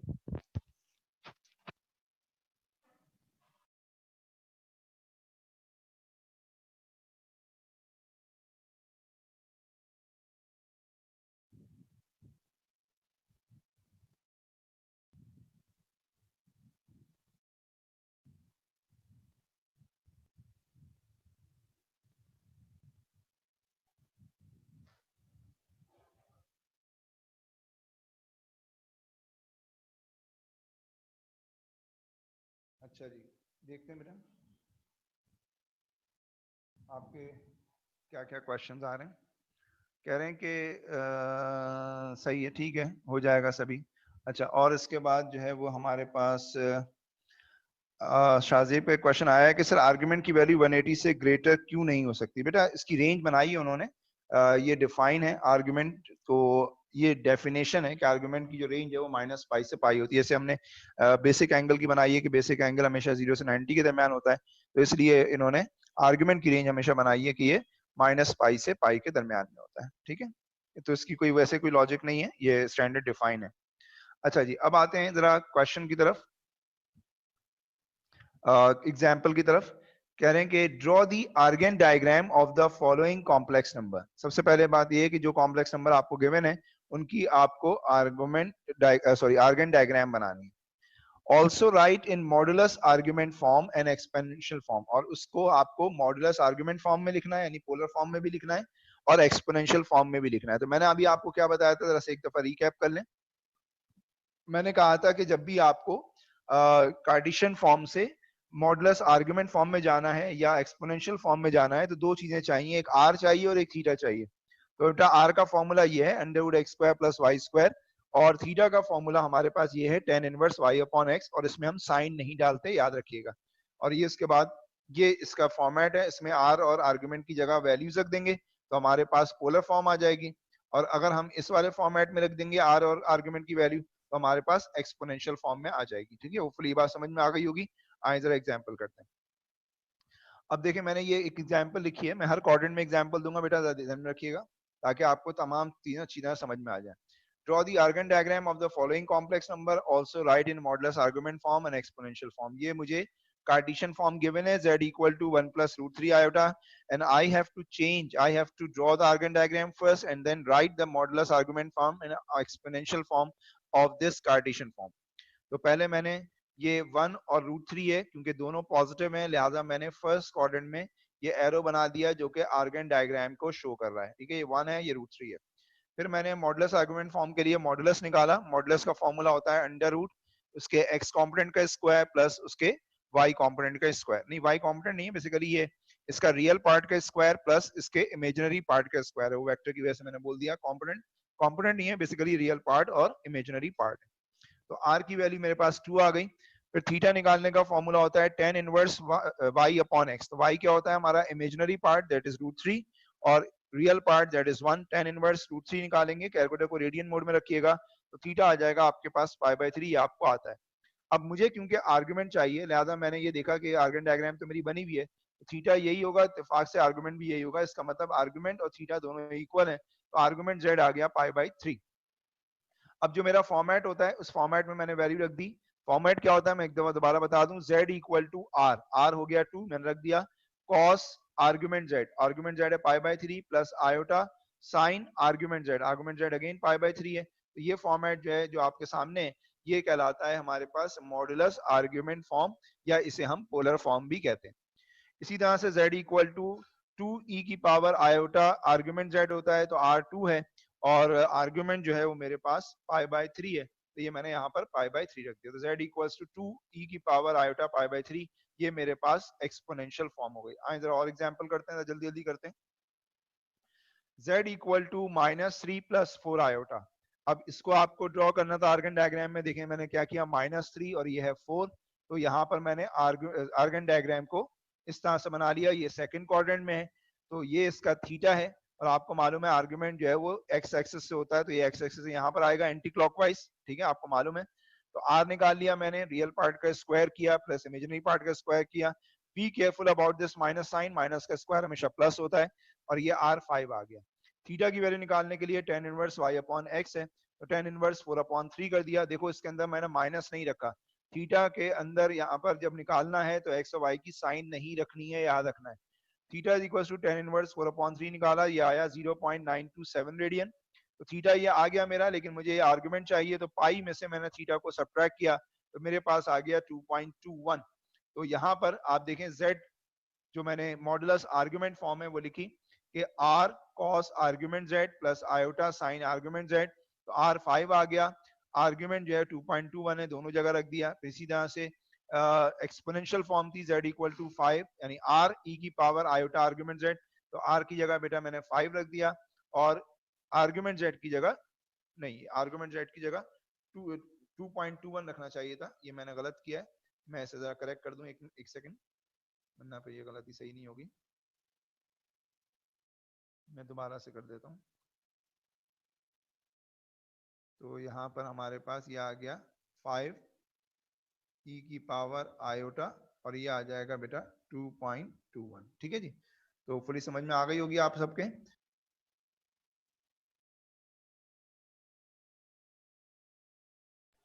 अच्छा भाई, मेरे ख्याल में अब यहीं तक रखते हैं क्योंकि काफ़ी ज़्यादा मेरे ख्याल में हैवी हो गया। बच्चों का रिप्लाई आ रहे हैं सर काफ़ी हैवी है, लेकिन बेटा ये तो करना ही था ना।